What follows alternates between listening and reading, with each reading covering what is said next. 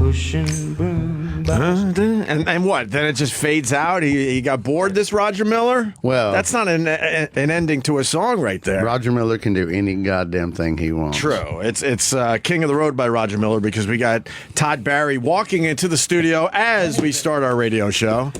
What's up, Mr. Barry? He is the king of the road. Well, that's why I played it. No one has been to more obscure places than Mr. Barry. Me, maybe. Right. How you doing? So good to see you, brother. What's going on, Todd Barry? Nothing. We started our show with Roger Miller, King of the Road. I was hoping you were going to hear it, because I picked that song especially. I am the king of the road. Especially for you. And I went through half your book so far. Half your really? I should have done the whole book. Should I come back when you? Let me know when I should come back. You should feel special, because a lot of times I go, "Oh, we just got the book and I didn't have time to read it." I mean, that's what I would do. Yeah, it might even be more than half the book. Todd Barry. That doesn't matter, man. I'm going to go with 3/5 of the book is done and complete. Yeah. I told him I haven't seen him in a while, but when I watched Crowd Work, the special, I was at the cellar. I'm like, I really sat down and watched the whole thing, and it was fucking good. And he was like, "Oh, you read the whole thing?" And I'm like, "Yeah, the whole thing." He references that in his book, and now I'm going to go and see the documentary after I finish your book. Oh my God, you haven't even seen my doc. Oh my God. Yeah, he's way. Did you know I was going to be on the show tonight? No, 15 minutes ago, he told me. I said, "Who's on today?" And he goes, "Some guy that I read half his book." If you need to, some guy I know, Todd Barry, Henley.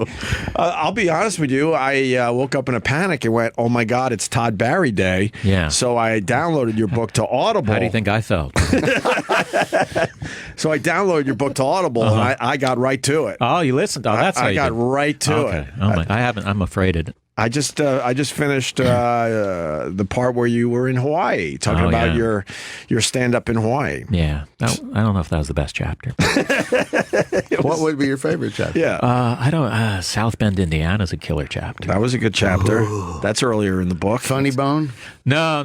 I talk about the Funny Bone because I play like a little 100-seat place. Because I've been trying to avoid places like the Funny Bone. Well, it's because closed, went out of business. Hopefully, if it didn't, when I went to the Funny Bone, there was that woman who ran. I forgot her name. Janet, was it? I don't know. But when I was in the car driving to the Funny Bone, she's like, "Gotta say, the only thing I'm worried about is that you're gonna be too smart for my crowds." I was like, "Okay, well, I'm not that smart," but she was right. She was totally right. Well, the book just came out. Yeah, it's called "Thank You for Coming to Hattiesburg." Thank you, and you saved me because I might have butchered that word, Todd Barry. Brett Favre, University of Southern Mississippi. Yeah, and it's basically a travel log. It's basically you talking about going to secondary markets out there in America. Yeah, tearing it up. And what I like about tearing it up in Terre Haute. That would have been a good time. Oh, well, you definitely get a feel for what you guys go through being a touring stand-up comic, because it's not as glorious as people think it is. Right. You find your own fun. Mr. Barry finds his own fun, but a lot of the guys we know from this radio show, they like to just get to town, stay in their hotel, and that is it. I don't like to, I want to see something.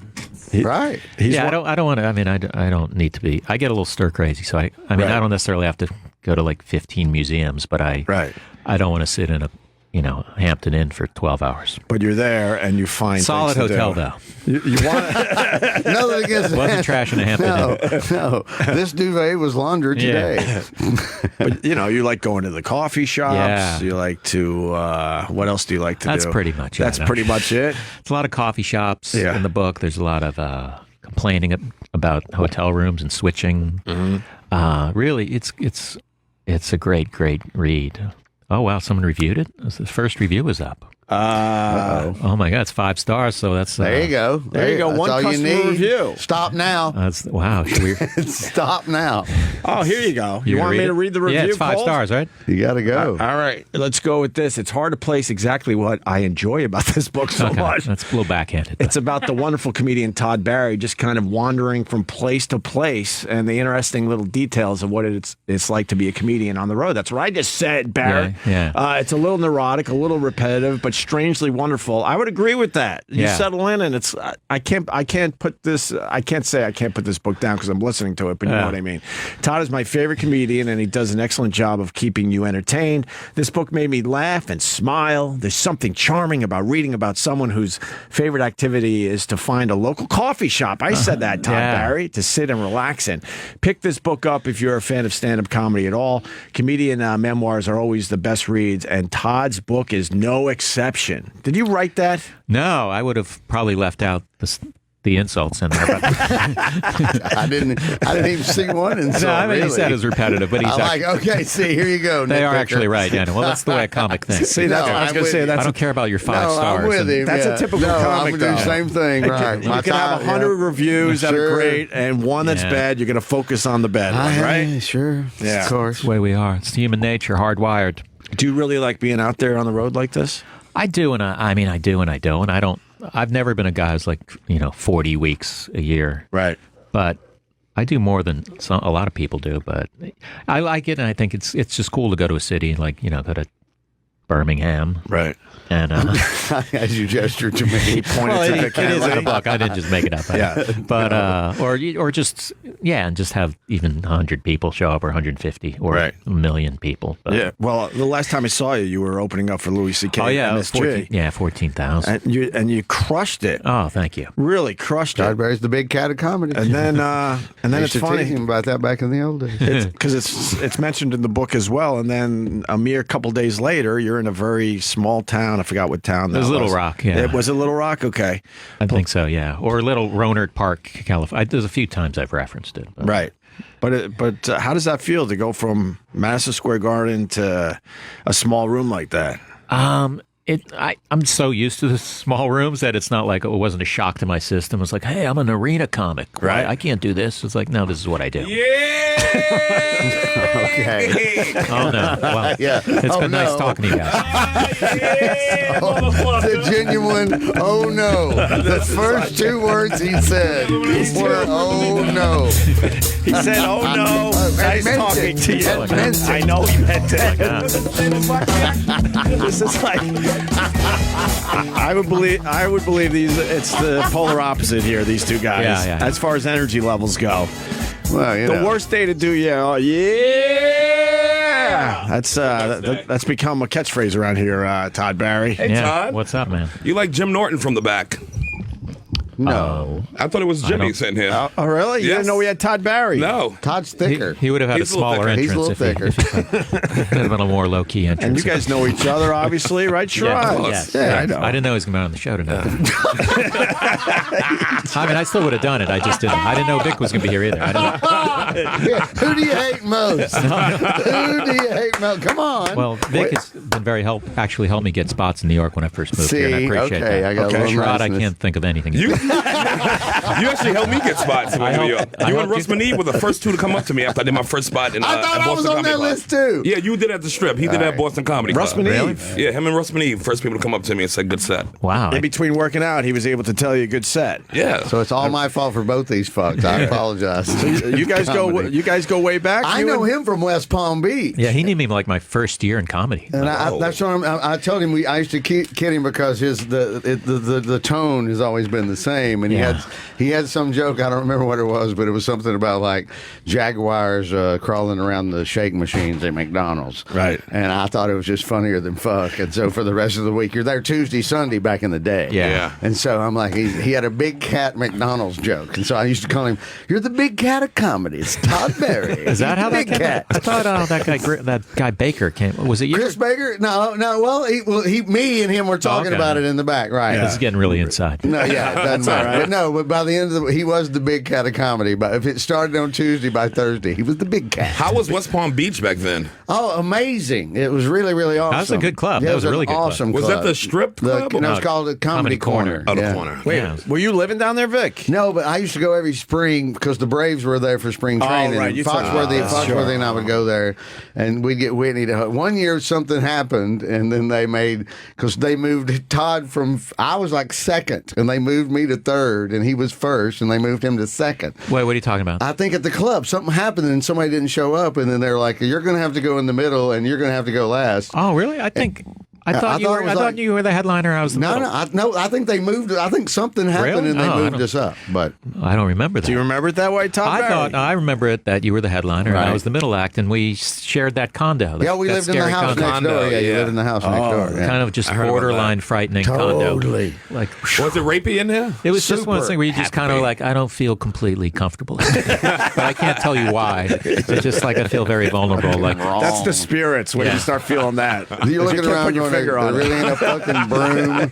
There's not a broom. Fuck a vacuum cleaner. There ain't a goddamn broom in here. How long have those toenails been in that that sideboard over there? The comedy condo or the comic condo. You haven't mentioned it in the book yet. Oh, I have mentioned it. I did mention it when in the Arizona chapter because I went to I co-headlined in Tempe with Mitch Hedberg. Co-headlining is when they don't want to pay you as a headliner, but have you do basically the same amount. Right. They split the money and or they don't twice. trust you. Yeah, they don't trust you. It's double talk. But I did it with... So it's not a good thing to be a co-headliner. No. I did not know that. I just assumed you both got full fees. Especially when you're... Unless you're producing it yourself and you say, hey, I want to split it with you. Right. Yeah. But I did it with Mitch Hedberg, and we showed up and we couldn't get into the condo. This was in the Tempe Improv. Yeah. And the guy's like, hey, well, I'll put you in a hotel. Okay. I was like, yeah. And then like the next day they found the keys. Like, yeah, you can't at this point move us into that. And of course they moved us. So you got one night at a hotel, then we're like sharing a towel. When did you finally give up on the condos, Todd Barry? When I became massively famous. No, but I guess the question is 3 years ago, because I've heard about 2 summers. I've heard about these condos forever, and it has to get to a point where you can finally go, I don't have to do that anymore. I got scabies in the condo. Actual scabies? Yeah, because I was the MC and had to sleep on the couch. It was 2-bedroom, and it wasn't even a pull-out couch. I just had to, and you had to sit there till the middle, and the headliner got tired of watching TV. The thing with these condos is like they're nice at the beginning, and then one guy fucks it up for everyone. Right. Or they'll say our condo's nice. It's like it's almost never nice. Right. Never. Yeah. And the one in Amsterdam was pretty good. The one in the license plane. You ever stayed in that one? Above the comedy cafe? No, I did the other gig where you stayed at the Amsterdam Hilton. Boom. Yeah, that's a good one too. Right down the hall from where John and Yoko had the bed in. Bitches. I was in 707. They take care of you over there. They certainly did. That condo was pretty good though. You were right there in the middle of everything. Yeah, my gig was better. So the deal was the club owner, to save money for the people that don't know, they buy these condos, middle of the road type condos, and then Comedy Cafe, they own the one above them right there. It was right above the club, so you could take chicks right up. Oh, right. Do you remember the one at the? I'm sorry, the one at the Punchline in Atlanta. I talk about this in the book where. It was just kind of in a bad neighborhood. The house, and, the house. No, it was an apartment complex. Oh, okay. But they had a deal with a limo service, so you pulled into this shitty housing condo with a white stretch limousine, and you're like, "That's I'd rather have a shittier car and a better place to stay." All the locals like time to eat. Yeah, it's like a good place to draw attention to myself. I guess the point is that you would think the owners would put more money into these condos and keep them up. One of the Funny Bone owners was so cheap that when he would come to town to check out the club, he would sleep on the MC couch or in the shitty little bedroom rather than getting a hotel himself. Wow. That's how fucking cheap he is. Jesus. He still owns several clubs to this day. Or sometimes they're cheap even with the hotels. They'll be like, yeah, you're staying by the highway. Okay. Yeah, oh, yeah. And it's like 7 miles from the club. Yeah, and then you pull up to the club and there's a Marriott right there. Right next door. I know it's $30 or more a night. It's like, and they had to deal with that Marriott for 2 weeks till the comic pissed in the fucking bed and had a hooker. Because I was going to ask you that. I would assume, once again, the owner would make the deals in his town. It all works out great for a second. But then Sherrod shows up. Let's stop it. I've never ruined a room ever. So it's the comedian that ruins it, and then everyone has to go to the highway hotel. Todd Barry said that. You think I'm going to ruin it for the next black dude? No. I think with the hotels, it is purely about, it's $20 to put them, cheaper to put them by the highway. And I like saving $20. Yeah. That's unbelievable. And I don't care if they can't walk to any place but the Applebee's if they cross the highway. No, it happened to me about a month ago in San Antonio. I called my girl. I'm like, I just ran across 8 lanes of traffic.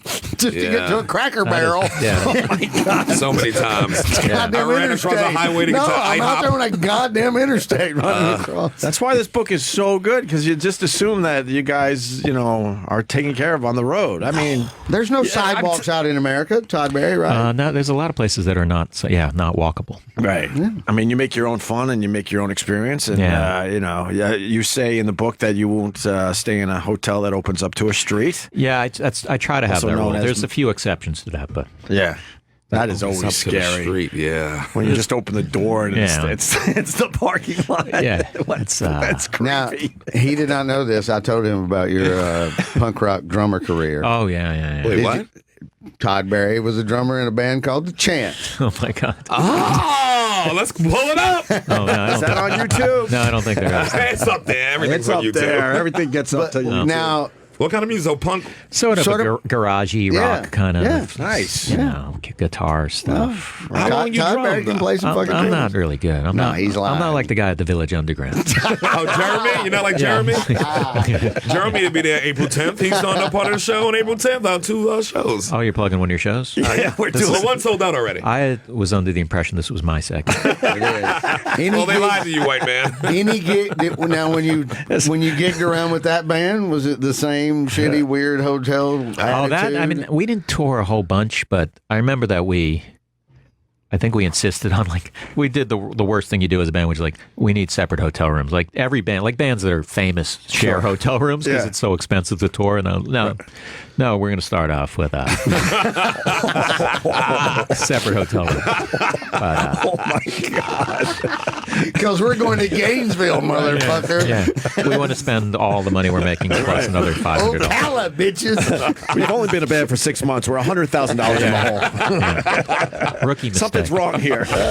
Rookie mistake. Separate rooms. Right. You still play, Todd Berry? Not really. Once in a while, if a friend's band does a show. Well, what about in your apartment? Do you just fool around a little bit? No, I love to tell you that I have a soundproof apartment in New York City. Yeah, all right. Yeah, it's New York. We imagine that. I know there is. I wonder You if haven't been about that. I think must you have cost several floor tweeters. Oh yeah, oh my God. As I quote It's an ancient show. But if you were really into it, you could get the pads. Yeah, Right, the sound pads with The the pads headphones. and Yeah. with the headphones, and no one's Nobody hearing hears that. it. I even feel like in New York, the pads would be someone would knock on your door. That's a good point. That would be. No, he's actually right. Yeah. Do you ever miss it, though? Do you see Jeremy down there playing and want to jump on? Yeah, I mean, I watch people like that, and I go, "Oh my God, it's." He's amazing. I was never even close to how good that guy is. Really? Yeah, He's unbelievable. It's okay, I was like a guy who sort of fooled around on the drums. Who was your favorite drummer? Oh shit! Who are the good? Who's a good drummer? Charlie Watts is a good drummer. Damn good drummer. That's Buddy Rich. Buddy Rich, I guess. Yeah, Ginger I'm sure Baker? imagine. Yeah, those guys are all good. Come on. Gene Krupa. Come on. Come on. Ginger Baker. I just saw Deep Purple on the on the rock. That guy's drum. No, I didn't see them live, but I saw them on TV, and their drummer was amazing. Fuck yeah. Yeah. What about Questlove? You don't like Questlove? Questlove's good. He's amazing. I don't really have. I've seen him live several times. He's all right. It's very. That motherfucker is a... I don't have Gonna any make you mad. complaints about anyone. Anyone who's like a famous professional drummer, I'm probably going to go, no, they're not good. Right. Yeah, you're not supposed to be that famous as a drummer in general.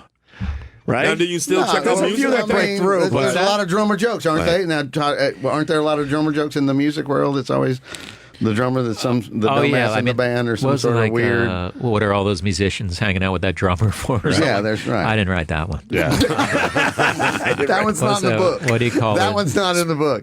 A drummer without a girlfriend, homeless. I didn't write that one either. Those are the street jokes.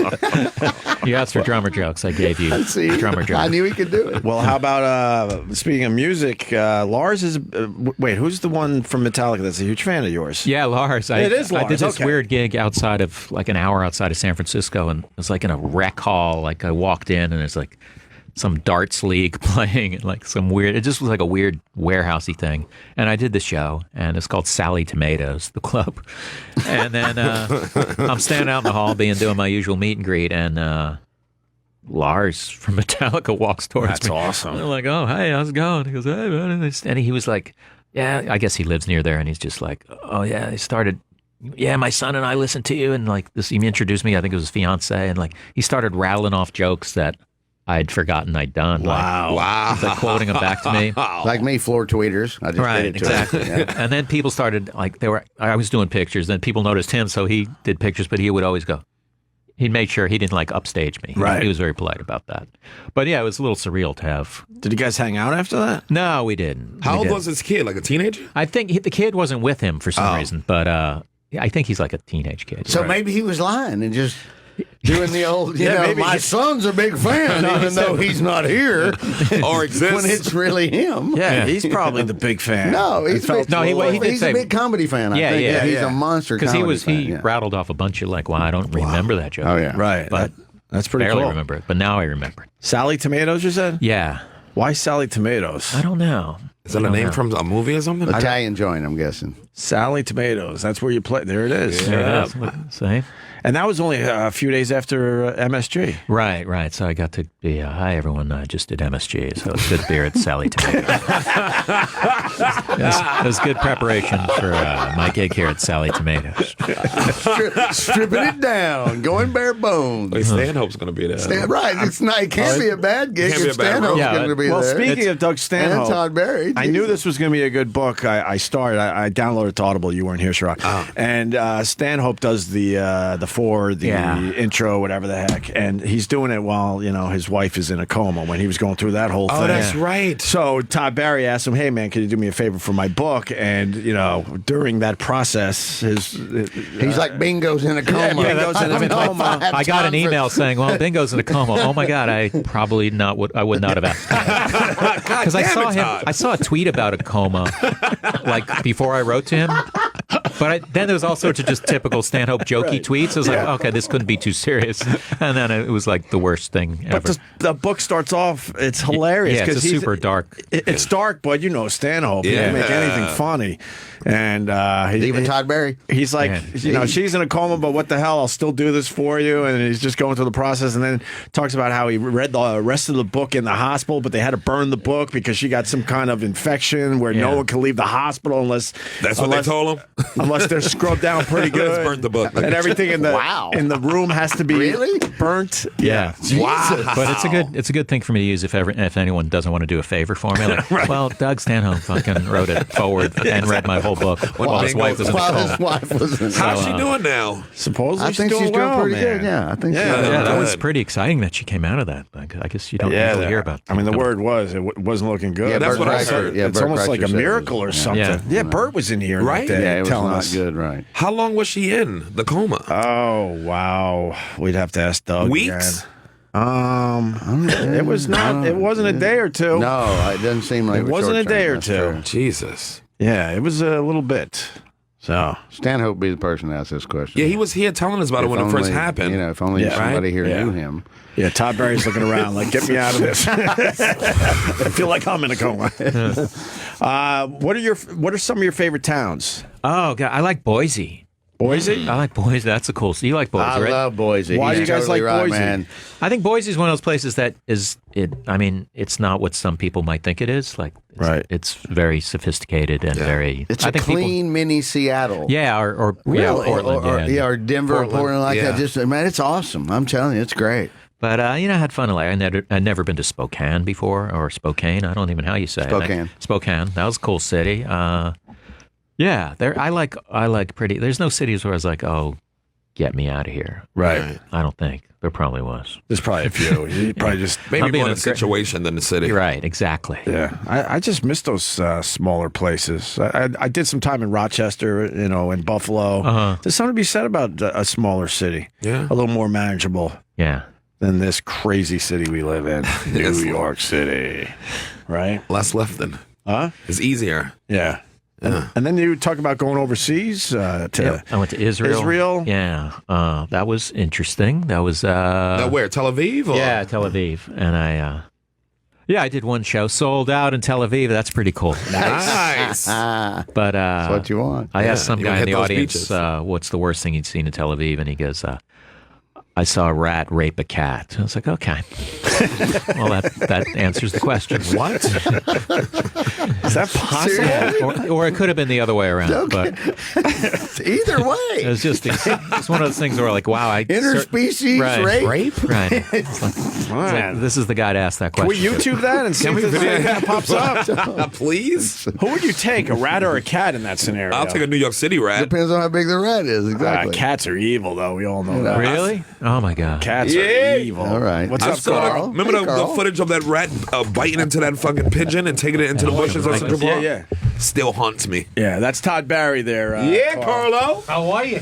This is the Mad Cuban. There was Todd something. Barry. I think it was when you were in Tel Aviv. There was a gig that the guy canceled, even though you sold 150. Yeah, there was like there was two shows, and one in Herzliya, I think. I don't know, Herzliya, Israel.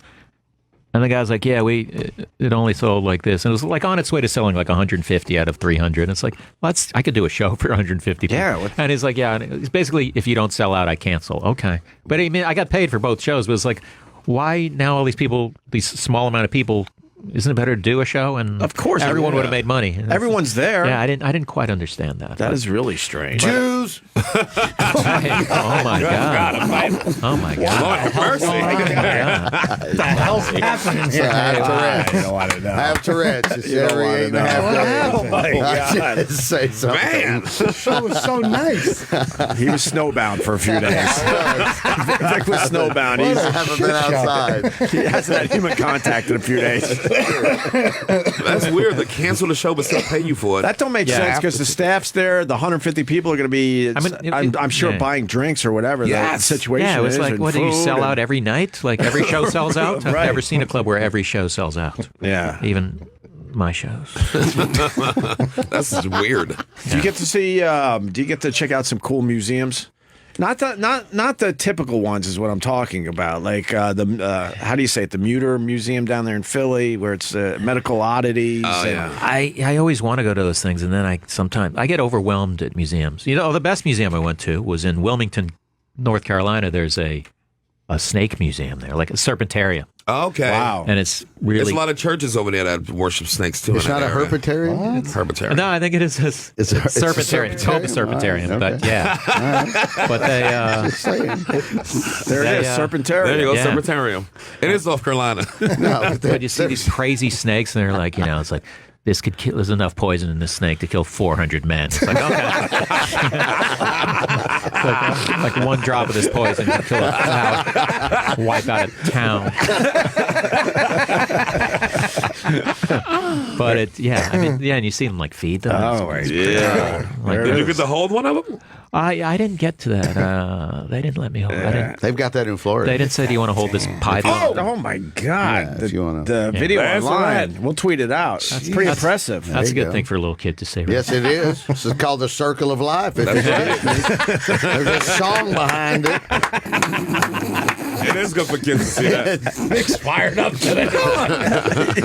Death is death. No, I was Not only was he stuck inside, I think there was a flight delay too. So What's going on? Vic is Fuck. he's ready to go today. 2 years ago. I was walking down the street in Cleveland with my girlfriend's twins, and they were like 5 at the time, and a hawk was eating a dead squirrel on the sidewalk in Lakewood, Ohio, right there on the street. And I stopped, and we all stood there, and I went, "It's the circle." And to this day,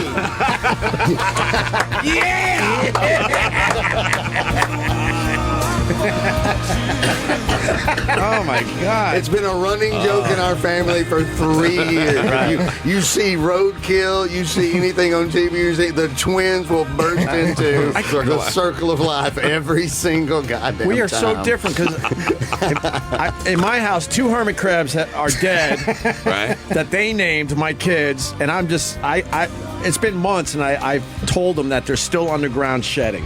Oh, you can't bring it to Come them. on. I can't tell Opie, them. let 'em so know. now, so now I want to switch out the hermit crabs. gotta go. But then No. when you go to the pet store, they sell them with the shells that are painted, so they're gonna be on to me. I'll get them for you. With no paint. Yeah, I'll get no you paint clean on ones. the shells. I'll get you clean ones. They're wanna- not good for the kids though. They can get them sick. Right. They got diseases. Oh, they're not fucking handling the hermit crabs. All right. Well, then why you have it? You got a pair you can't hold. Why have a pair you can't hold? That's a good question. Well, you got goldfish, don't you? You don't hold them. I'm not a fucking fish guy. I'm just saying. Why have? Yeah, why it's not a have pet you don't hold. Todd Berry, you want to weigh in on Ant Farm? Pets You Can't Hold? This is Todd Berry's second album, by the way, Pets You Can't Hold. It's based on his second girlfriend from college. Dark Vic. Thanks to the mood today, boy. Andrew in Jersey. Did you see Todd on the Letterman show at 16 years old? Yes, that's a very famous clip. Yeah. Yeah. Let's pull it up. You've never seen that? Ow! Really? 16-year-old Todd. I wasn't born. You were a big Letterman. Yeah, but this clip went everywhere. Yeah. No, I'm 1982. It was part of Viewer Mail, if I remember correctly. Yeah. Name. Oh. His last name is Barry from Tamarack, Florida. Here's the situation. I do an unbelievable impression of Paul Schaefer. Here are the options. A, fly me to New York, pay for everything, and I'll do the impression on your show. Yeah, right. Or call me, and I'll do it over the phone. So go ahead, Dave. Pick either A or B. Either way, I'm sure it will turn out to be a real nifty gig. Gee, That's great.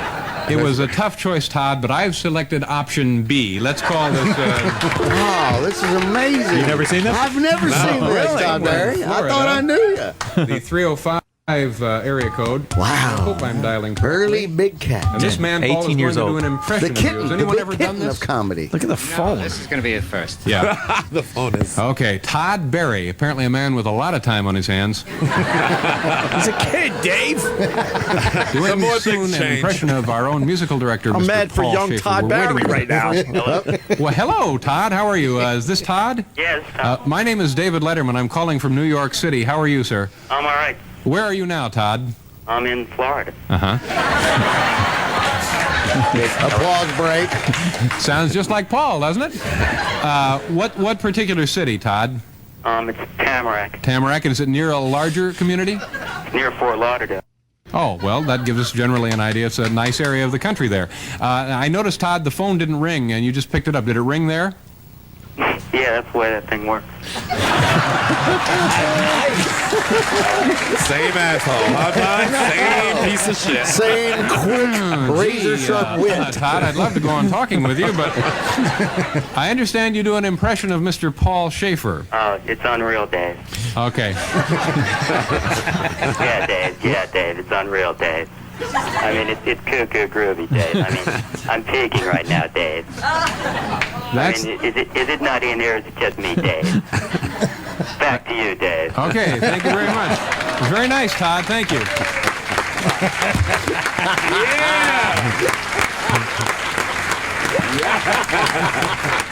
Gee, now I wish we'd flown the kid in here. That's awesome. This is great. There's more to the clip. There Is is, it? yeah, there's because I wrote again and Yeah. We got to continue. It's only another minute. Yeah.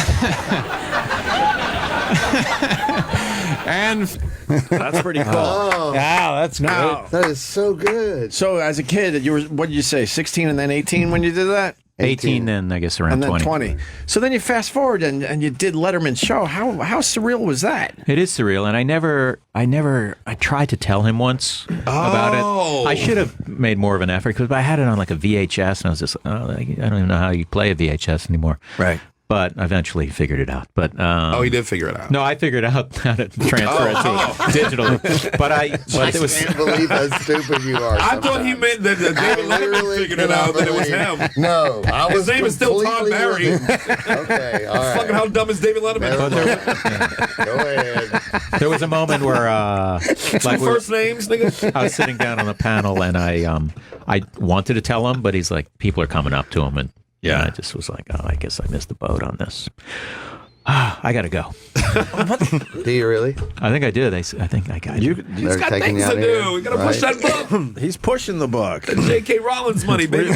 Were you a big fan of Letterman? Yeah, I was, and yeah, he was great. Yeah, he would be pretty good right now with Trump and everything else that's been going on, Yeah. I should say. What was the big story with him this week? Didn't he do something like Trump? No, with Letterman. I think he said something like his kid doesn't like it. He's got the big creepy beard, and then, so when like people go up to him because they know it's him, he I guess is really friendly, right? And so his kid thinks it's weird that he's got the creepy beard and that he just talks to everybody. And his kid would be like, "Move along, Dad." I think he's bored. He kind of came out of hiding and did a really long interview. Yeah, he's getting bored in retirement.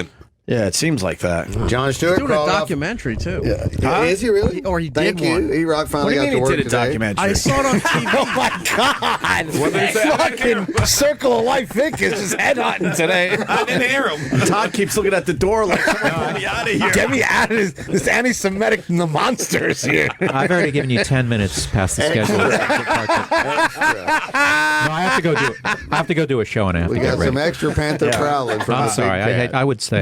Just finish up what you were saying, E-Rock, and then we'll say goodbye to Todd Barry. Letterman did a documentary for National Geographic where you went and traveled to India. Oh, really? Yeah. With him? Yeah, with him. Paul, pull up the trailer. You can see it. So like a Idiots Abroad kind of. No, but he's like dead serious. He's like he's an advocate for like for clean energy and water and all this stuff. Okay. I got to go check that out, I think. Hell yeah. Although I want to check out the Todd Barry documentary because I never saw You that. got to. It's fucking great. What is it called, Todd The crowd Barry? work tour. Yeah. It's fucking really funny. Right on.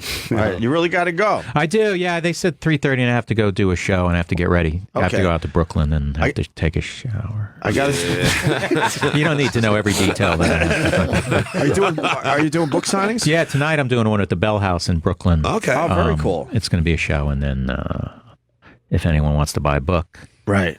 I'll tell you this. Like I said, I panicked. I downloaded it to Audible, and I'm like 3/5 done. Yeah. This is how good the book is. I don't have to read it anymore. I'm going to finish this book, Todd Barry. Nah, you're done. No, I'm telling you. It's a good read. It really is a good read. I believe it. You It's missed hard it. to fool Todd Barry. It's extremely hard. I will absolutely, and then I'm going to bother you on Twitter with some fun facts about the book. How All about right, man. that? That'll prove you read it. It's called Thank You for Coming to Hattiesburg. One comedian's tour of not quite the biggest cities in the world. It really gives you an idea of what you guys do on the road. You know, Yeah, it's like being a fly on the doing wall stand-up. in a It's motel. it really is good. Great. So Thanks for having me. Thanks, Todd Barry. You're a godsend, Toddy. Yeah, come back and see us. All right. Yeah, I will. That was fun. You and Russ Medivh is always in my heart, brother. Always fun. See you. I know. All right. Good to see you, brother. See you. All right, Thanks a Todd. lot, man. Sorry. All right. Todd Barry took me to see Robin Hitchcock here. and the Egyptians. He's behind you. No, I know. We went to that show though. What was you it? know who that is? It's Robin Hitchcock and the Egyptians. Didn't we go to that show? Yeah, Todd? I think we did at the Ritz. Sounds familiar. I know the name Robin Robin Hitchcock, but I couldn't tell you a song. It's All right, Todd. yeah, Robin Hitchcock and the Egyptians. Yeah. At the Ritz? at the Ritz back in the day. That is Got to be too like funny. fucking 88, 89, maybe somewhere in there. Well, that's too Totally. funny. What the fuck was that? What? I'm moving away from Carl. I'm the only one that thought that was fucking awkward. What? Did you really have to leave? Yeah, Yeah, that's Todd Barry. That's Todd. he's making the rounds. That's He looked at me Todd. like, Yeah. look at this piece of shit. No, had nothing to do. Normally He that is the hated Carl. case. Normally that is the case. He didn't even I'm wait not going at to me. charge my But damn not phone. today. That's. I mean, I don't know Todd as well as you guys, but that's Todd right there. That's him. He's done. Had something So to he do. is. When he's done, he's It's on done. the schedule. Yeah. Busy man. He's one of those on the schedule type Fuck of guys. yeah. Yeah. You saw he had a piece of paper. He had shit written down. Oh, the details he has about being on the road, it's nuts. I believe He keeps it. track of Why are you moving over here? Everything. We're changing. You know, right? I know him. I know I how don't know. he is. The Cuban just circled behind me. I think we got a Bay of Pig situation going on. What the fuck? How bad was that flight delay, cuz? Holy shit. What's going on? He's being What the picked. fuck? I walk in, Vic's like, fuck the Jews and this. I'm like, I didn't say that. I think Vic wants to be home watching basketball. I think that's what this is. I'm really mad about that. yeah. the game's on here? No, We got no. 16 I days. told him a.m. at fucking noon. games on. I'm like, get me 2 games at least. It should. One of these TVs should be on a fucking game. 2. What are we, I said homosexuals? 2. Let's we picked our Final Four yesterday. Fine. You really? picked your Final Four? Yeah. Who do you got for the Final Four? I was looking at me like a guidance counselor. I don't say till it's. You don't say. When I'm out, I'll tell you what I did. It can't Anytime I start fucking mouthing off, I've lost in the past. When I've shut up, I have won in the past. You got Duke?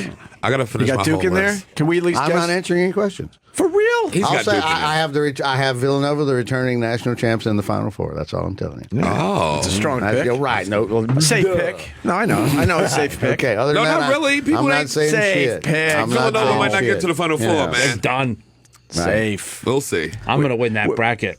We picked Final Fours out of a hat yesterday. Oh God, it was ugly. Who'd you get? I don't even. I got like Iowa State. I didn't get anything past. They've already good. lost, haven't they? Did they? I think they I got some bad. This fucker cheated. He got Gonzaga, the playing game. He cheated his ass off. We put that on the hat. He got Gonzaga, Duke, all the number 1 seeds. Gonzaga, first of all. What's it called? Gonzaga. Gonzaga. Not Gonzaga. That's not a good school. Potato. No, fucking tomato, mater. It's also a Spanish word, ain't it? Yeah. So I don't need a white man. Privileged white people my in Latin Spokane. accent for it. How the Carl says it is how it's said. Exactly. Gonzaga. Do you remember when Gonzaga? Oh my God! Now you got me messed up. Bulldog. Gonzaga. Remember when they first hit? And everyone's like, "This what? This school came out of nowhere." Late Now, 80s, early 90s. John Stockton was their only famous 90s. alumni. Yeah. Wow, very good. That was it. But now, and you didn't even know that until they hit, and they was like, "Oh, by the way, we had one dude." right? That was it. But now they're a powerhouse. They've been great for a long, They long get the time. they long get top time picks. Long time. They're in the blue chip circle Right. now. I remember it was a joke though when they made the tournament, and people were like, "In this school, Gonzaga." They've had a Not couple of anymore, dudes. man. They've had a couple of dudes they thought they're going to be big, though. That didn't go big. They had Adam Morrison was a player, and they called him Ammo. Oh I yeah, think. the dude with the hair. Oh, Yeah, he was nice He had though a in white college. trash, greasy ass. Yeah, and he could fucking And the pros, shoot the though. skin off the ball, and then got on the pros and fucking hit himself in the foot every time. Yes. Couldn't do a damn thing. That's right.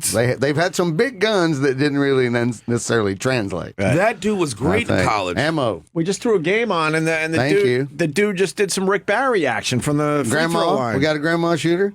Yeah, he just did a little underhand. Yeah, I got that team at the finals. You East got Tennessee. that team. You're not allowed to say, I've got that team. What do you mean? The fuck? What are you, some kind of bookie? What's Yes, I was. Why are you so aggressive? How do you think I paid for the last 2 years of my college? Vic likes his basketball. He knows this. Yeah. Look, he's fucking looking right through me. I He's had looking right through I me. ran. Look, Motherfucker's looking right through me. because I'm Don't serious. say your team. Well, you're right. You can't go. I did. Fucking say Bucknell, motherfucker. East Tennessee is my team. East Tennessee State University, ETSU. Oh, geez. I'm not talking about Where's this our stuff. Final Four sheets? Where's Lewis? I want to look at our Final Four sheets. Yeah. All right, Mine look rich. Once again, thanks to Todd Barry. It's a good book, man. It's good stories. Okay. Real I stories. really like the book. Top Barry's funny trashing here. motherfucker. They've always been funny. Funny motherfucker. He's very dry. Funny motherfucker. I like that I'm listening to him read his own book in this case. Yeah. And he gives me, I don't know, you could agree or disagree. That's why I'm going to say this. He gives me kind of a Steve Martin vibe at times. Is that true? Steve Martin. You mean with the dryness and the, maybe, sure. And the delivery. Steve Martin knew how to kind of take it low a little bit, right? All right, you don't agree. Todd, that's fine. That's fine. I'll be all right with that. It's fine. Stephen Wright? No, I did not mean Steve No, not Wright. that dry. I meant Steve Martin. Okay. Absolutely meant Steve Martin. I think he's similar Todd to Barry's not Willhouse. silly. Steve Martin was always silly. I Right. don't think Todd Barry's silly. You're right about that. You know. All right. I think it might be just his delivery and his dryness. All right. I lost that one. It's okay. I'll survive. How many hermit crabs? My buddy texted me, how many hermit crabs do you want? 2? Yeah, 2. And they got to be medium sized. With no distinct features. Can we now I spray wanna- paint? Let's spray paint them different colors. Because now I want to see if the kids will believe this. Oh, they will. You're going to trick them. You're going to come back out with, look. Just tell them They shit finally- dies. Wow. I mean, they're told that at school. So Knock the thing on the floor and go, oops, it's over, and you're done. And Drop you in a can pot clear and it eat all the out. motherfucker. Yeah. eat a hermit crab. Why not? I mean, if you season it right, I eat it. Dude, grab meat. There's someone in Louisiana right now that's saying we're wasting a meal. I guarantee you, someone in a little corner of the cob. Right. My kids Carl. My kids had goldfish. My son assassinated them all. He turned the heater up. There was a bloodbath the next day. Really? You're going to heat up in the fish tank? Yeah, we put a little heater in the fish tank, right? Yeah. He boiled them. Wait, for a goldfish, you're doing that shit? No, my wife bought these bullshit glow-in-the-dark fish. Right. They're not even like fucking. They come with cancer. These fucking things. The They glow. neons? The neon fish. Those are boring. You're only supposed to get a couple of those to just kind of spice up your tank a little my wife, bit. she's scratch off rich. You know what I mean? So she goes to the store. She buys like this crazy tank, Right? With the skeleton with the bubbles and the treasure chest, and puts these shitty nickel fish in there. Puts the heater. My kid, got nothing else to do. Right. He was done picking his nose. She's like, let me fuck with the fish. So he turned up the heat all the way. Did he all the way? Did he feed the boogers to the fish? After I'm sure he did. Brought it to a nice boil. Boiling the fish. The smell in that room. Oh, You sure that's it some wasn't- gamey shit. It's called koi. You sure it wasn't the ick that got him? What's the ick? Oh, Vic knows. nice. Fish disease? That's a good pull, right? The fish disease? What Also known 1920s as- disease are you It's called ick. He's hick, right? I believe, commonly known as fin rot. Fin rot. Yeah. Maybe, Yes. maybe. I think he's right. Because we had fish growing up. Our mistake was we had guppies. Right. And we would let the guppies have more and more guppies. That's and bad. and we would save the guppies in a small tank within the big Right, tanks okay. to protect them. And then when they were big enough, we would release them. And then our tanks were always overcrowded. And then the ick, fin rot, would take out the whole tank. Kill everybody. The whole fucking thing, man. Oh, fish aids. Oh, man, Fish not aids. good. Good old fish aids. The old fish egg. You know he died from the fades. The fish aids. Yes, the fish aids. The fades. Came down with a case of the fades. I'm gonna use. I don't know what I'm gonna use. I'm gonna use that forever. Fish aids. Fish aids. Oh, fuck, you got fish aids. Now we're gonna have somebody from PETA calling us, going, Fish do we're not gonna have get the AIDS. The anti-fish smell of AIDS those fucking boiling protesting fish, group. man. Oh, You ever see a hermit crab change shells? No. I got it on video. Change shells. I like Hermit change Actually the go shell. from shell to shell. Let's see it. It looks like a fucking alien. Because they It's don't grow creepy. their crab, they shells. You got to throw some, bigger shells in your tank, and then when they're ready, They'll switch oh out. yeah, here it is. Is it like what it is. Caitlyn Jenner transitioning? Yes, but better knees. No He was joke like Keith Urban. His knees He are brought up banged Keith up. Urban last time. no He's Clark Gable. transitioning, right? No, he said I know, I remember when he said it. Here, look at this. Screen. This is my actual hermit crab that's no longer with us. Oh, that's the one you had. But This is you. This is your video. It'll just takes its ass out of the shell. Yeah. Any second now. Look at this shit. That's where all the poison is. That'll make you And then, sick. look, you touch that. Is it There you really? go. and then he Yeah. throws it into the other shell and then Goes twists in here. around, and that's his new home. How Bends it fucked around. up is that? There you go. That is great. He got a bigger fucking home now. He done moved up. Yeah. That shell smells like fat guy belly button times 10. This hermit crab is on the upper east side like George and Wheezy now. These things were. I knew you would get a Norman Lear reference. Gotta go He's there. one Gotta go per there. day. He has to have one Norman Lear reference per day. You gotta do The it. other day was Maud.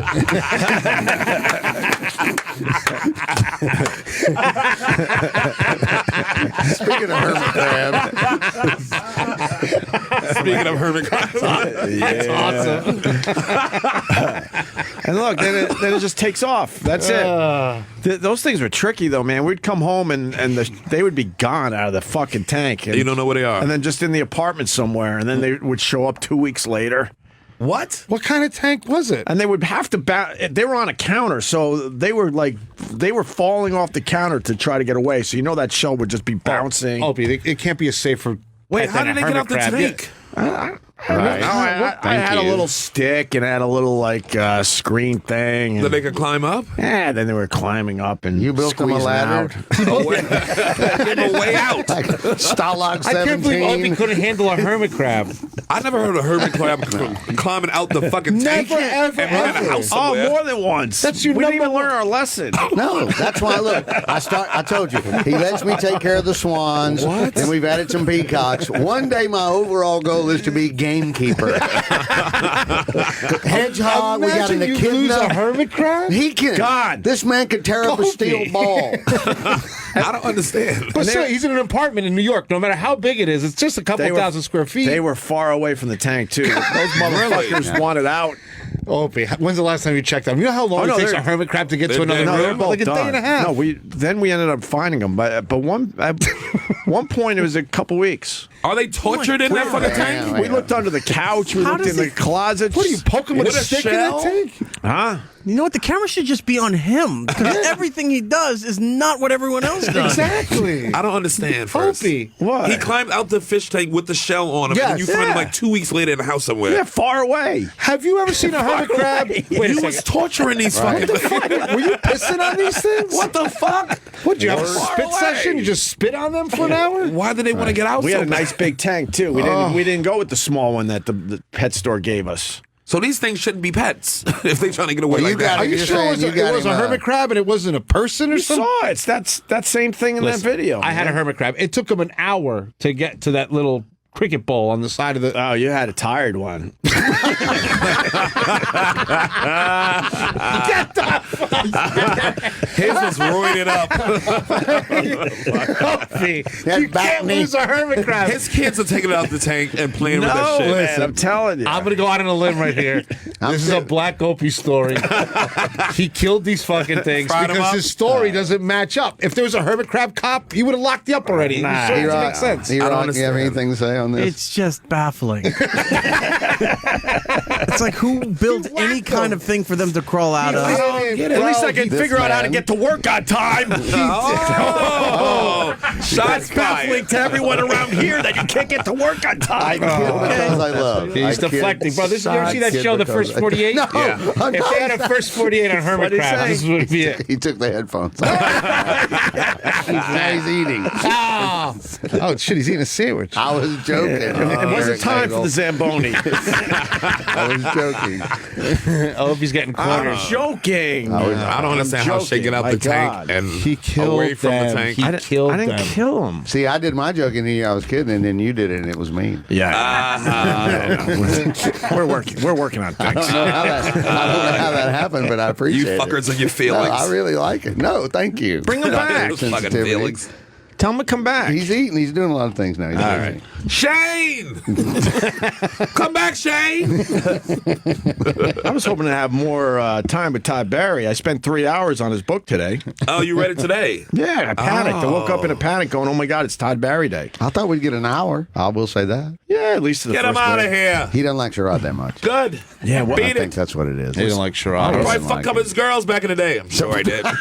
what's the problem with you and I'm Todd Barry? sure I did. Nothing. I'm teasing. Is that true? I don't know. Either me or Godfrey fuck somebody. Okay, Probably. well, yeah. All right. Or maybe just Godfrey's ass. It You has know a these mind of its girls own. like what they like.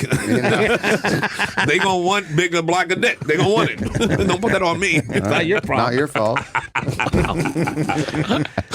Okay. It's a joke, nigga. I don't Shut think up. that's true. Right? Exactly. It's definitely not true.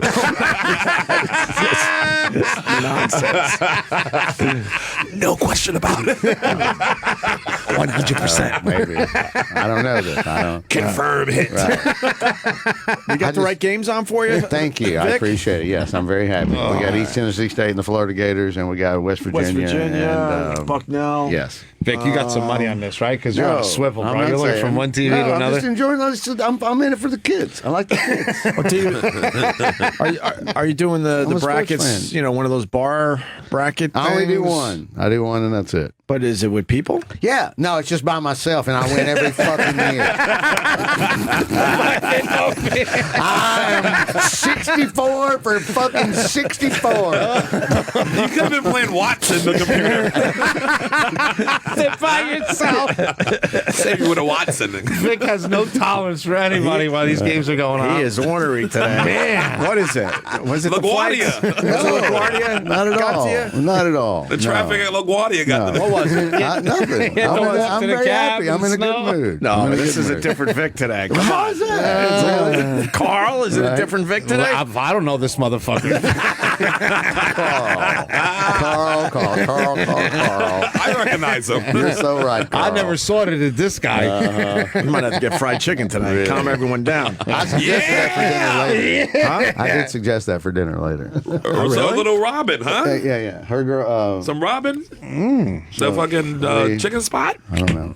We should go. Yeah, we up there should go. in We should go up to Harlem. Ribbon. That's what it is. I'm still looking at Shorty outside the hall window. We should go to Harlem and get some chicken. Now that I want to. My mom can't cook anymore, Carl, because she's got arthritis in her hands really bad. Okay. And I told Greg Hughes that we should have her call in one day. I'll bring in the electric skillet. Right. And I want her to talk you through making her fried chicken. Oh, no problem. And because it is. That's a great idea. Damn delicious. You've got to do me a favor, though. Is this it? Where If is we it? do it, you can't have that's the Opie blue ribbon picture. chiming in during the thing. He's not allowed to. Me and Roland talked about this earlier. we do He's it really without not him? allowed to comment on food. Because period. What the fuck's wrong with you guys? I'm going to tell you right now. I feel Jazz it up. I'm turning into Vic. I'm turning advice into is for the common basketball man. Vic. I'm turning into basketball Vic just talking about it. Are you kidding me? Listen, this is what's You going to happen. you saw my tuna fish sandwich the other day with the grapes on the side and the rye bread? Cell block C7, chef. That was awful. I have a number tattooed on your wrist. Why? Look, here's my lunch right there. Where What's is it? wrong with Where that? is it? Look What's at wrong with that? Let's You start eat with, like let's start with all three things in the picture. That's why what's the wrong hermit with crab that. killed himself watching you make lunch. Exactly. He's like wanting to give himself up for cannibalism. The hermit crab's like, yo, I'm next. If this motherfucker's eating that, he's going to eat me next. You understand how fresh that rye bread is right there? Looks so fresh. I'm going to say it's very dense. Is that a Jewish rye? I'm going to say Perfect. Yes. That rye is nice. No caraway seed. Good job. Thank you. Very dense. The middle of bread's called crumb. That's what people don't know. So the middle of the bread's called a crumb. Very dense crumb. Fantastic. The bread's good. What about the Homeless shelter fish? plate? That's a problem. Yeah. Well, Beautiful, beautiful maple we're cutting going through board a little counter. construction. I got Is that a booze block? Is that a No, booze? that's a cutting board counter. You see how the counter. grooves it? That's how much very money nice. He's got that Very much nice. cash. I got it. He has that much cash. That's He has a a nice- cutting board I counter. got to defend myself on the plates. We're in the tuna- middle of construction right the now, so we're tuna- doing paper. Okay. Okay. All right. But I've been seeing paper plates for a while. Paper plates. That's But what, it you know. says grapes and then rye bread. Seedless, obviously. And Got to then be. tuna. You eat like a gym teacher everybody hates. So the in the problem school. is Everybody hates that one gym teacher. Floor spots. you guys see the You flakes? smell like tuna, nigga. You guys see the flakes on the little urine sample bowl that he's using for the tuna? You see that? Yeah. That's Right. because he's using a knife. So he's breaking the membrane of the tuna, so he's making it stringy. That's a big problem. Who cares if the tuna is Because stringy? then every bite is going to taste like you got hair in it. Thank you. There you go. God, I told you. mistake. rookie That- mistake. now you're crazy. Yeah, and No, what part about you should not even be talking? basketball Vic don't give a fuck. To the point where is your on tuna fire. fish is stringy? I'm listening to him. Stop. Yes. Vic is a You're food guy. totally right. How about Vic's been eating oysters since he was 10 years my old. God. How about 100 fucking people in here, and you give them tuna fish that's stringy and tuna fish that's not? No one's gonna. You give. Yes, how no how about one's about gonna this? taste the difference. You go right now. You ask 100 people that know you and know me, and say, "Who do you want to cook for you? Anything. Who do you think they're going to pick?" Oh, yeah. That's Obviously, easy one. yeah.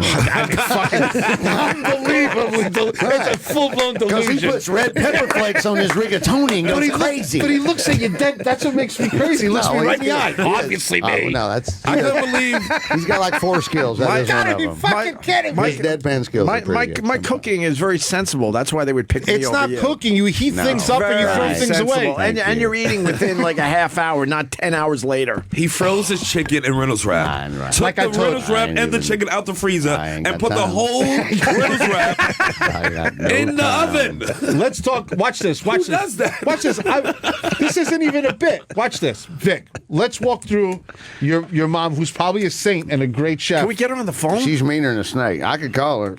Wait, we have to go to break. let's get her on the phone. We're gonna go. Actually, we You don't actually want have to go to Gloria. break just because of live reads once again. Okay. Really? What are we reading about today? Some new hot show on NBC with John Lithgow?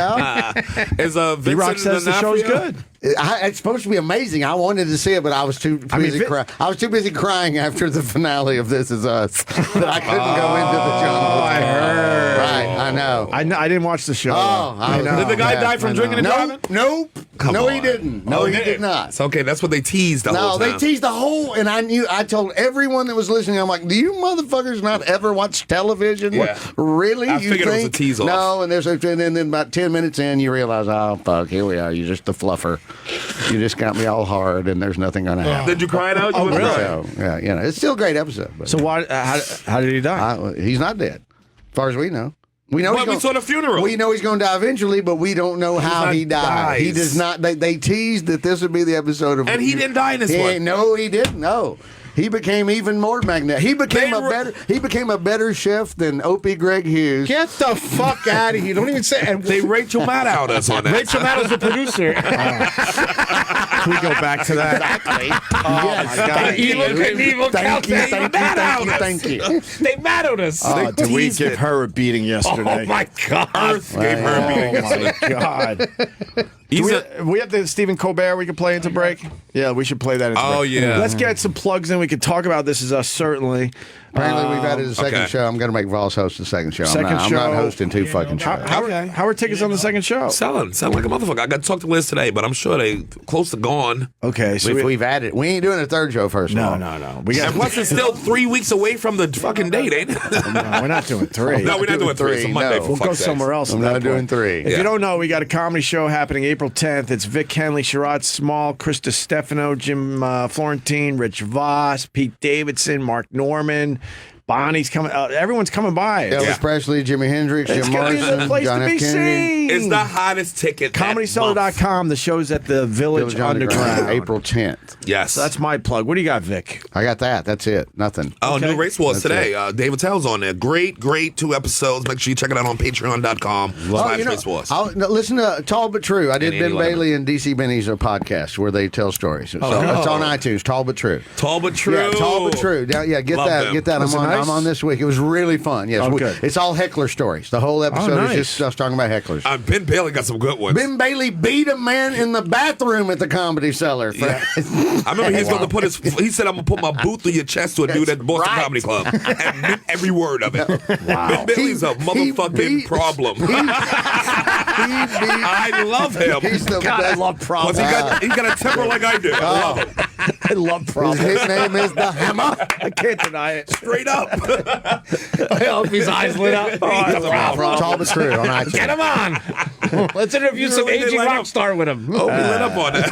Yeah, I did. And Carl, I promised Carl I'd get him a shitload of Instagram followers today. Okay. Because for a chef, Instagram is everything. Yeah. So, what is it again? I'll put Sabor Chef. Sabor Chef still? Okay. Yeah, SABOR. Chef. Sabor. I'm talking about Sabor. SABOR. You see this tuna fish sandwich? You know what? I ain't fucking Stringy.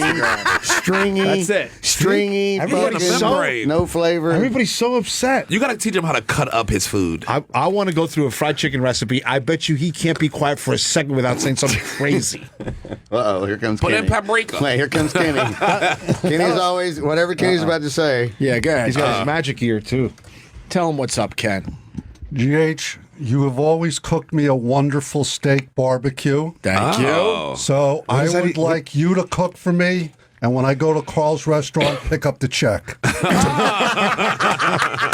See, You know, Kenny's always he doesn't good. eat crabs, right? He doesn't eat anything. He doesn't eat crabs. Oh, no or anything. shellfish. No, he He sends me. doesn't eat anything. He sends me pictures. steak and potatoes. He sends me pictures. He's like, "Would you eat this beautiful thing of crabs?" I'm like, "Yeah, it's delicious." I watched wouldn't eat him. this. I watched him eat a wonderful filet mignon at the no, ball. that's all he eats is steak. Yeah, but that's that's right. Vic treated me to a nice steak dinner. Thank you. Oh. Oh, wait. This ain't going your way. I don't think he's going after me. It's me and everybody. Everybody but him was there. Everybody. Who are you Lewis? going after? Lewis? No, I was just stating a fact. This ain't going your way. I wasn't there. But you ain't ever treat him to a nice steak dinner? Yeah, that's what he's Yeah, saying. but GH is always very accommodating Thank and you, looks Kenny. after me. Thank you. Vic treated me to a I nice did. steak dinner. And will again. Carl picked up the check when I went to his restaurant. Oh, okay, so I owe you some White Castles. It's you. April April 10th, come through. I got you. It's Sherrod. Wings. April The 10th, wings are delicious. The best wings in the city. Best wings in the city. The best sliders. They got great sliders. Sliders are very good. I had them. They're very good. I got you. He eats more bland than I can. You love those think? burgers. Steak and dried potatoes. Yes, I basically. eat very plain and No bland, vegetables. like my You personality. two should do a food show. You two should do a food show at a hospice. It'd be perfect. That was funny. That was funny. That was fun. That was really funny. Let's make fried chicken together. That'll be our first video. We remember we were trying to do this. We're I'm going to do down Vic's here. mom's recipe. So, Bad. All right. Not your hospital No, because recipe. then if I do my, No jazz. No. Carl, how do you I can't even say it. He cannot even say the word. jazz. Carl, where do you stand on an air fryer? Huh? Air fryer. Air fryers are cool. They're cool for like apartments and stuff. I mean, it's cool. If you got nothing else to do, if you want to just hack around, that's fine. Is it the same thing as a convection oven? No, it's different. It's different. It's like a microwave and a fryer together. And it's less fatty type of shit, or what? Yeah, I mean, it's new ways of making less flavor. Yeah, a friend of ours. No, thank you. more importantly, can it listen to your conversations? Can it listen to your conversations? What happened? You know, they're listening to us through the microwave. Oh, that's right. That lady from that Trump That lady. lady. Kellyanne Conway. All right, so SABOR Chef on Instagram. Yeah.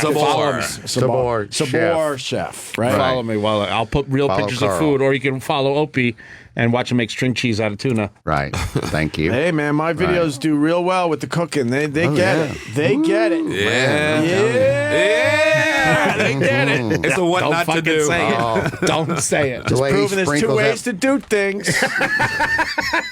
Yeah. No, right and wrong way. Yeah, Opie. my No, way it's and not then the as simple space as way. that. Hey, Carl. Yes, We sir. got people Wait. that work 2 jobs and Hang don't on, have hang on. time to Kenny's fucking talking. soak their ribs for 8 hours. Kenny's so I show talking. them another way. Yes, Who's Kenny. soaking ribs? Carl. Who soaks ribs? Who even says A soaking? friend of mine told me that his secret to good tuna fish is to break it up with your fingers. Bad Yep. friend. Oh, really? That's What's a that thing you bad would not friend. like the membranes? What's the best He way? was the best man at my wedding. That don't mean he can cook. That don't mean anything in a kitchen. Yeah. Let me tell you Thank something. The you. best way to break up tuna is the back of a spoon. You dip it in a little bit of mayo. Right. You keep it nice and lubed, and you press it up against the bowl. Right. And you flatten it out, and that way you crush the membranes in the little celery and the onions, and it gives it a nice little extra flavor. Oh. Welcome to the Food Network, asshole. Yes. Speaking of tuna fish, I would never do that. I'm semi-erect right thing I've now. ever heard. I've got a I little- walk into kitchens, people start to fucking apologize the minute I walk in. You gotta listen to me. Oh, you got to really the back of a spoon? Get out of here. and I lube. want to eat. Lube. Mayonnaise as lube. That's all I got out of that conversation. That's all you need. That's all you That's need. basically what it is. Mayo as lube. Yes. Learn it, live it, love And it. mayo, look at E-Rock just got pulled 2 packets packs of of mayo mayo in his out of his pocket. Mayo for life. And let me tell you something, and I'll give you guys a little tip to make the best grilled cheese sandwiches in the world. Okay. Mayo instead of butter? Mayo instead of butter. All right. There you go. It's wow. Get the fuck out of here. Mayo on instead of butter. Yeah. Yes. Like on the inside of the On bread. the No, outside. No, The no. outside. When it goes on the grill. Yeah. Yeah. Really? That's Yes. your problem and most people's problems. You're never satisfied. What's wrong with that? Grilled cheese with You butter are. is amazing. So why would you have to fucking try to make it even better with Did you mayo? ever have try it. the other one? I've never had a bad grilled cheese sandwich Wait, in my you ever life. had the mayo grilled cheese? Ah, Christ, no. Oh my God! He's don't probably like had change. it, but he's probably had it 100 times at a diner. I'm He getting doesn't really. even know. I'm going to get another coffee. I'm really upset. I can't sit here. I cannot sit here any longer. I hear you. Dude, this new Black Opie's He really pisses people off with his food. I'm only 0.1%. Relax. It's your origin, brother. enough to talk shit. It's your basement. I don't care about the 3rd floor. No basement. The building coming down, brother. Fuck the 3rd floor. Yes, can I say something before we go Please to break? do. As long as we're on the subject of tuna fish. Yeah. I had a friend that stuttered. Yeah. And he went into the deli to order a tuna fish sandwich. But because he stuttered, he said, "Tuna." And they gave him 2 sandwiches, and he was so embarrassed he just paid for them. Oh, poor fella. Okay. All right. We'll be back after this. I'm out. I have no idea. You know. This is Sister Sledge. Sister Sledge, thank you. Joni Sledge died 2 days ago. Thank you. Wow, really? He's the greatest dancer, Sister Sledge. I wonder why he's the greatest dancer. Yeah, Joni Sledge, I think, died 2 days ago.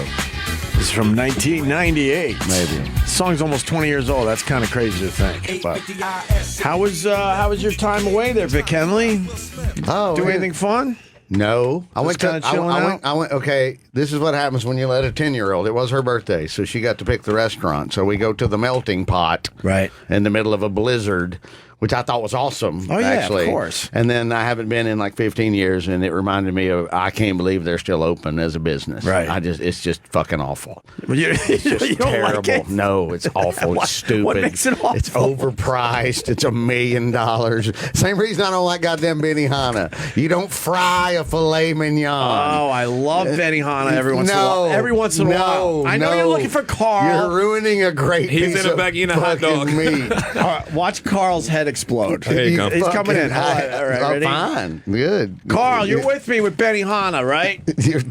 I don't know what I'm walking into. No, you're walking into the truth. Simple question as you're wearing your fur coat. Do you like Love it. Benihana or not? Faux mink jacket. By the way, not fur coat. Faux mink jacket. Oh, faux mink. Is that real mink? Touch a bit. Okay, real mink jacket. Oh, that's a real mink jacket. Real mink jacket. Take off your pants and jacket. I don't know what the minks are wearing, but I know what Carl's wearing. The minks first. There's some naked minks running around. Fuck them. Benihana. Vic went to a melting pot. It was birthday choice of the 10-year-old, and she likes the melting. Okay. Otherwise, I Okay. told him. Otherwise, it's a sack of shit. It's fucking horrible. And the only thing worse than that is goddamn Benihana. Is the only thing worse. And you I don't said fry a fucking great piece of meat. I said I like Benihana, not on a regular basis, but no I thanks. can do it. It's a hot dog. No, I It's don't New do York that. City. I don't You know, understand what Paul that ate is. it. There you go, Paul. Paul grabbed it. This one, the guy actually has a griddle, so he griddles. Yeah, on it. the corner. I would honestly Like have Sneaky Pete's in Birmingham, Alabama, baby. I do want to say I would have a hot dog. I'm full. I ate just before I got here. What'd you eat? I like a salad. I'm kidding. I had a nice chicken chili. Okay. With a little corn in it. You got to put a little corn in the chicken chili, right? All right. Carl knows. Did you make Me and it Carl or did you know. buy Yeah. it? You know. He bought it. All right, good. It's better to buy And then it. I threw it over egg noodles. Something a little different instead of rice. Okay. And then I finished it off with a little Frank's on top. It's not bad, Carl. All right. And do you like Benihanas every once in a while? Well, let me tell you We something. go every once in a while. I went for celebrate. Christmas this year. You know that. I went for Christmas. I took Roland, Right. and I had a good time. Yeah, I don't mind it. I had a good time. I see what I'm eating. You know what I mean? It is what it is. It's really expensive. By the You time know? you leave the restaurant, your face looks like it got stung by a whole bunch of bees from the salt content. I'm going to say that, I'm going to say something that Really? your maybe lips are plump. Why is it so much salt? They like salt over there. Most restaurants it's like salty. salt, It's salty. but they go way in with the salt. Benihana's is salty. I don't like it how you have to open your mouth and take the money shot when he squirts the fucking drink in your mouth. Silly, you know, what? You don't know about They this? drink, they squirt the... No, if the kids are there, they'll Oh, do yeah. it to the adults too. But the fucker squirts a half a Shirley Temple across the grill, and you're supposed to catch it in your mouth right. and not ruin your nice shirt. I think we went to a knockoff joint. I don't think it was Benihana. Now that I think about it, That's dangerous. But it was the exact same setup. But when they did that, it was vodka Wow. in the squeezy, right? Yeah. Yeah. The place we went, it was vodka, and they were very generous. It's good that they squirt the kids, too. That's good. I'd That's love important. to see them give vodka to children at Karachi I mean, they didn't. and Crocker Park. in Last year, Cleveland, my Ohio. daughter goes to my wife says, I want to have my birthday party at Benihana. I said, no fucking way. Really? There's no way. For your kid, you got to do what your kid So I wants. said, though. whatever. So my wife goes, This is why I ended up at the goddamn melting pot the other night. My wife goes, I'm going to say, I go, Marie, no one's going to go to this thing. I miscalculated suburban moms big time. They love that. They fucking showed up. Nobody canceled. It was the most expensive. Yep. kids' party. Yep. I believe it. And they're mean. Sit down, fucking yelling at my kids. My kids are like wild animals. Like they don't. They're white New Jersey kids. They don't listen to nobody. They're fucking. They're on the griddle dancing. They don't give a fuck. Is it safe to say that? Is it safe to say that Asian joints don't want to deal with kids? Well, this is a pho Asian joint because there was just Mexicans with really small eyes that were cooking. It wasn't like. So it was pho. It was pho. But the food was good. I loved it, but the kids were on full blackout mode. Really? Drinking those little bubble teas and the sugar and the salt. Nice. Fighting, screaming, crying. How many kids came? It felt like 1,300. It might have been 50. Damn, that's a lot of kids. Yeah. 50 kids? We took up the whole place. We looked like a basketball team showed up. It was a nightmare. Shit. That's what's going on. Very small basketball. You team. should have seen my face. I was the parents. Thank you very much. I'm like, fuck. Dude, these birthday parties are out of hand, man. Dude, Get my they're daughter, you get expensive. about 5 to 10 friends, and that's tops. You're lucky. I mean, the school that my kids go to, the numbers are down, thank God. But every birthday, they invite every fucking kid. Yeah. My weekends are birthday parties. My kids moved from school. Too much. Thank you. And then you got to invite all of them, so the cost is pretty crazy. Yeah. That's why I tell my daughter, nuts. don't be friends with more than a handful of people. It's not about friends. They tell you have to invite everybody. Yeah. But they, Trust me, there's a few kids my son hints like, I don't, and we're like, well, yeah. Then you get the opposite of that, where my girl the other day tells me that one of the moms writes her back and says, thank you so much. This is the first time so-and-so's ever been invited. Because, my God. No, because she was following the rule of you invite the whole class. Sure. And so I'm riding along in the car. I'm like, oh my God. I thought of, fat little me sitting somewhere. Alone. Alone. Oh, that's sad. Not trying to get the Hot Wheels game. We moved from one town. We moved from one town to another town. Well, that was because of you. Right. Yeah. We moved from Chatham to Madison. Criminal record. I still kick myself for doing that. But I moved to another town.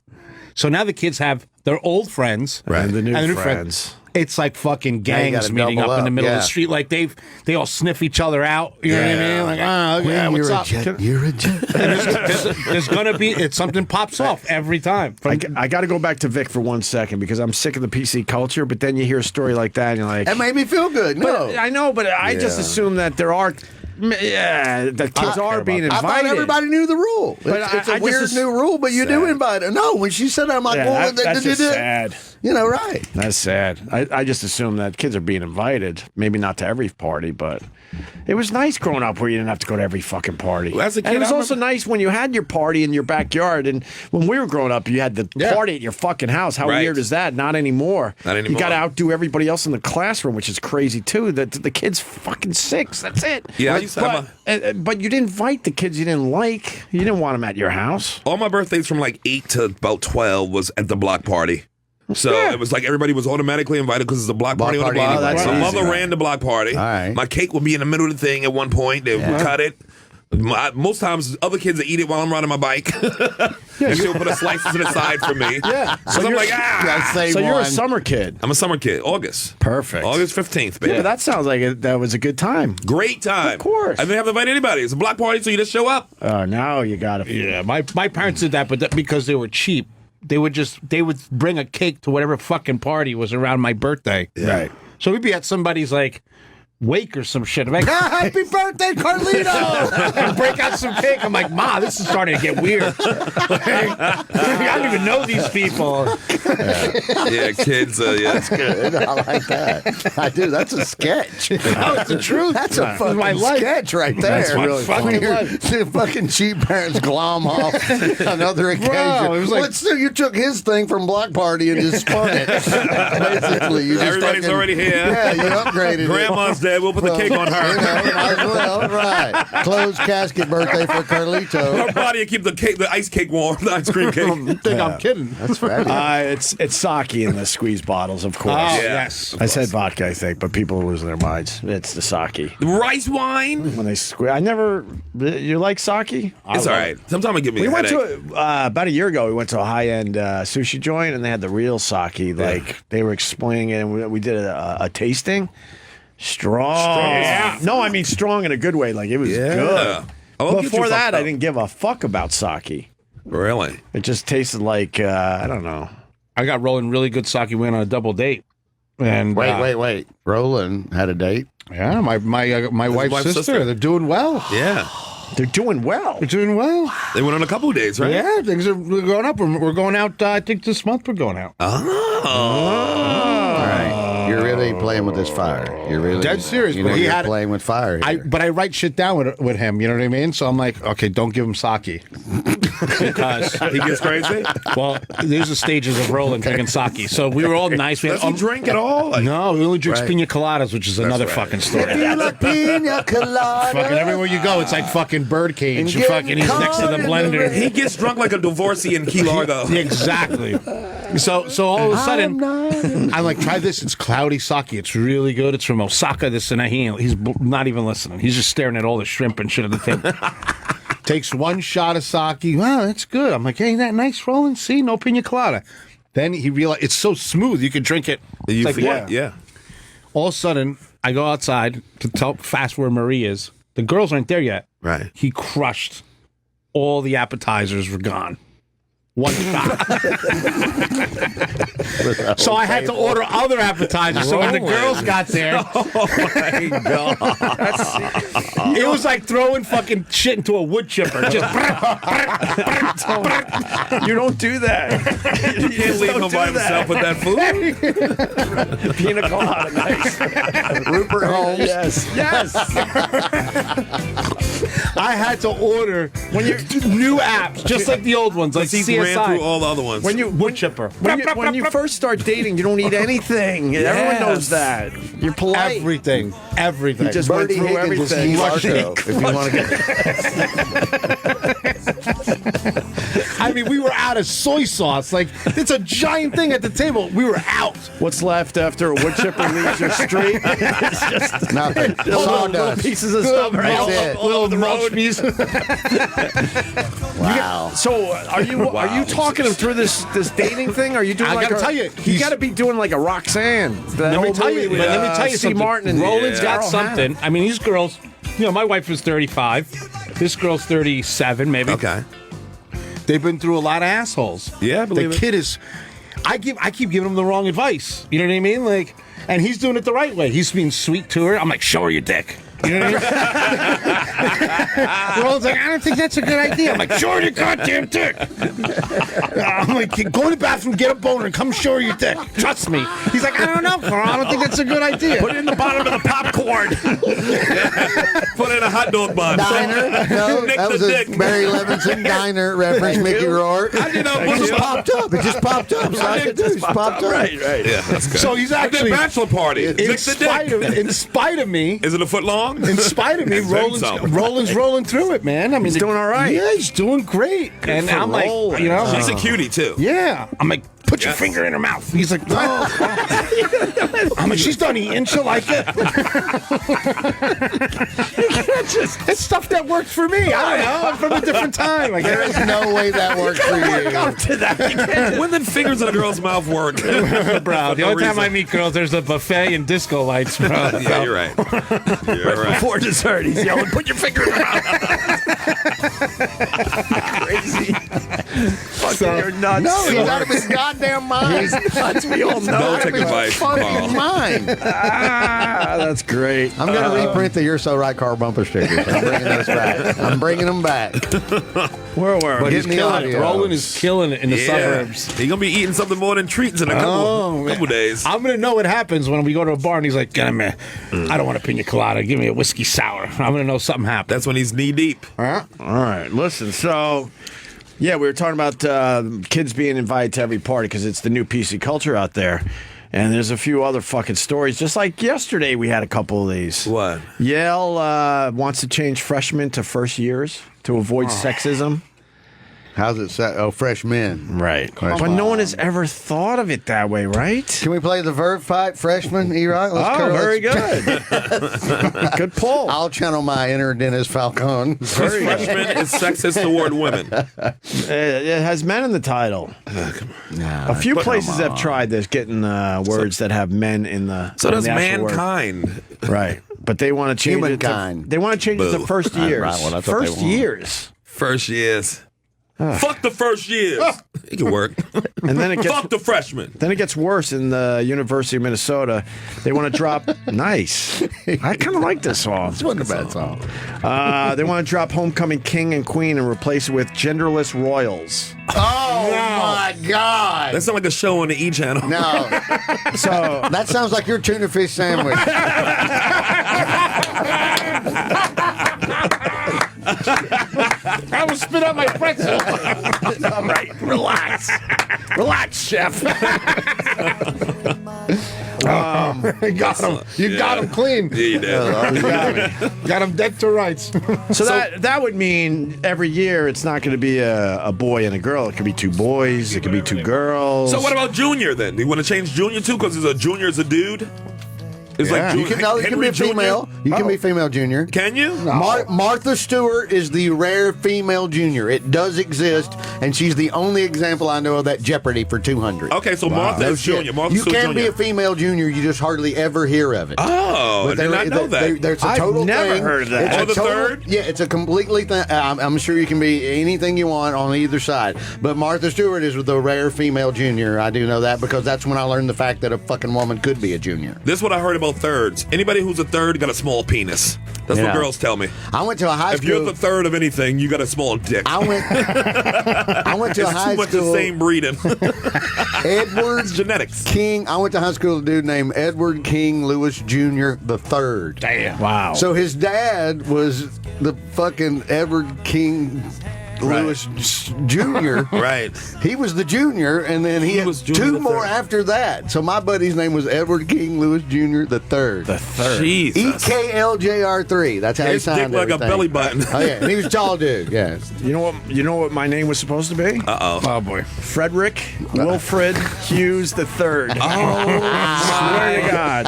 Speaking of the third. I like it. And my mom stepped in and went, hell nah. Thank your mother for that. She goes, hell nah. Your mother loved you. Frederick. Frederick, R-I-C-K. Oh, we would have beat you. Frederick. Frederick, right. There's Yeah. Frederick and then there's Frederick. Frederick. I was supposed to be Frederick Wilford Hughes Wilford. the Third. Holy That's the whitest name I've ever heard in my life. It should come with a bowl of oatmeal. The one thing my mom did right. Sounds like an antique store, doesn't it? She said, fuck that. Frederick Wilford. Wilford. W-I-L-F-O-R-D. Oh, Wilford. my- Like Wilford Brimley? Like Quaker Oats. Yes. Frederick though. Wilford Hughes the third. It's the right way to eat breakfast and a tasty way to do it. Diabetes. Frederick. Diabetes. There he is. He's He back. rock. Does that burn? Not bitters. He's not mad at us He's not mad. He's not. anymore. I think he's still mad at me. But I mean, come on, man.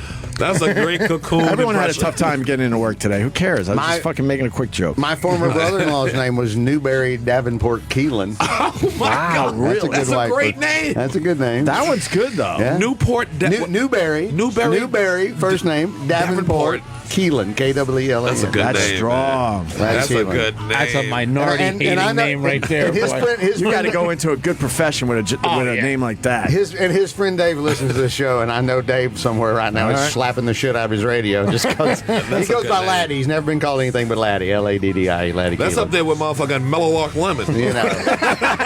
What is his real name? What's his real name? I don't know. But Metallock is one of the greatest shits. I want to be called Metallock. You know his real name? I do not. Oh, you no. scared me No, on no, that. I don't know. And his Curly name. Neal. That's Curly the whole Neal. crew. I was in fucking. I was in love with these guys. I'm in the Atlanta area. That was the Gilligan's Island crew. Yes. Oh yeah. I'm in the They were Atlanta. great. I'm in the Atlanta Geese area. in there too? Who? Goose Tatum. There was Goose. Well, there was Goose and there was Geese. There were two. Right. Before Metallark, the main dude before Was Goose. Metallark was Goose, I think. Okay. Okay. And then Metallark had a guy named but before My nephew Metallark, just went I'm last telling week you. to go see them at the Barclays. I was getting on a But plane it's once in different. Atlanta, and I was married, and I was going to get upgraded, and they only had one seat. Right. And so they're like, we can move you up here, but we can't move your wife here. And I went, no, just give it over to who's next. And from behind me, I heard somebody go, "Oh, thanks, man." I turned around with fucking Curly Neal. Wow. And my wife has no idea. And I'm like, oh my fucking God. That's unbelievable. And I'm like, so I grabbed like my boarding pass and made him sign the back of my board. And she's like, who the fuck is that? I'm like, it's Curly Neal. Shut the fuck up. Curly Neal. That's unreal. He passed away of reason, right? Yeah, he did. A couple years ago. He was the one that always hid with Shaggy and Scooby in the crossover. That dumb crossover show. Ruined everything. He might still be alive, actually. Is he? Yeah, I think he might 74. be. 74. They're saying he's 74 or so. Yeah, I think he's still alive. All right. God bless him. Looks the same, man. Yeah. Marcus Haynes would do the dribbling, and then Curly Neal took over from the dribbling. And it's Goose Tatum and then Geese. Fred Neal. I used to know all this shit. And they called him Curly because he had a bald head. Because he had no hair, right? Exactly. Yeah, just like they do that though. The big dude's name's Tiny. We had, we had the big center come in, and they called him Tiny. 7'7", I think. What? I showed you that video recently. In your school? Here. Tiny Zeus Lester. Huh? There you go. That's another Tiny. Oh. We had from the movies from Friday. Yeah, from Friday. Okay. We had the current center of the Globetrotters walk through that door, had to bend down, and almost hit the fucking ceiling. And they called him Tiny. Let's see a picture of this fucking.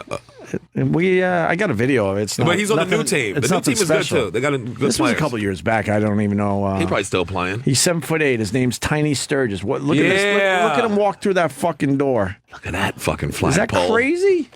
My God. That's tough. Well, it's like a stunt brain 7-foot nephews on the tennis tour. Right. Same damn thing. Well, the guy next to him, because we talked to him, he's the ball handler. There you go, sweet Georgia Brown. Very nice. The ball handler, excuse me, is like 6'3", 6'4", and he looked tiny. Ridiculous next to that guy. God damn. Wow. Where were we? Yeah. So the quote is, I think there comes a time when you want to make sure that the way you're calling things reflects the values that you have. If we really are serious about inclusivity and diversity, we need to look at everything. It's not written in stone that it has to be freshman. Oh, come on. Yuck. Really? Seriously. That is just overthinking everything. No, that's what tenure does. We stopped talking about the Harlem Globetrotters to go back to that. Really? Really? You circled us back to that?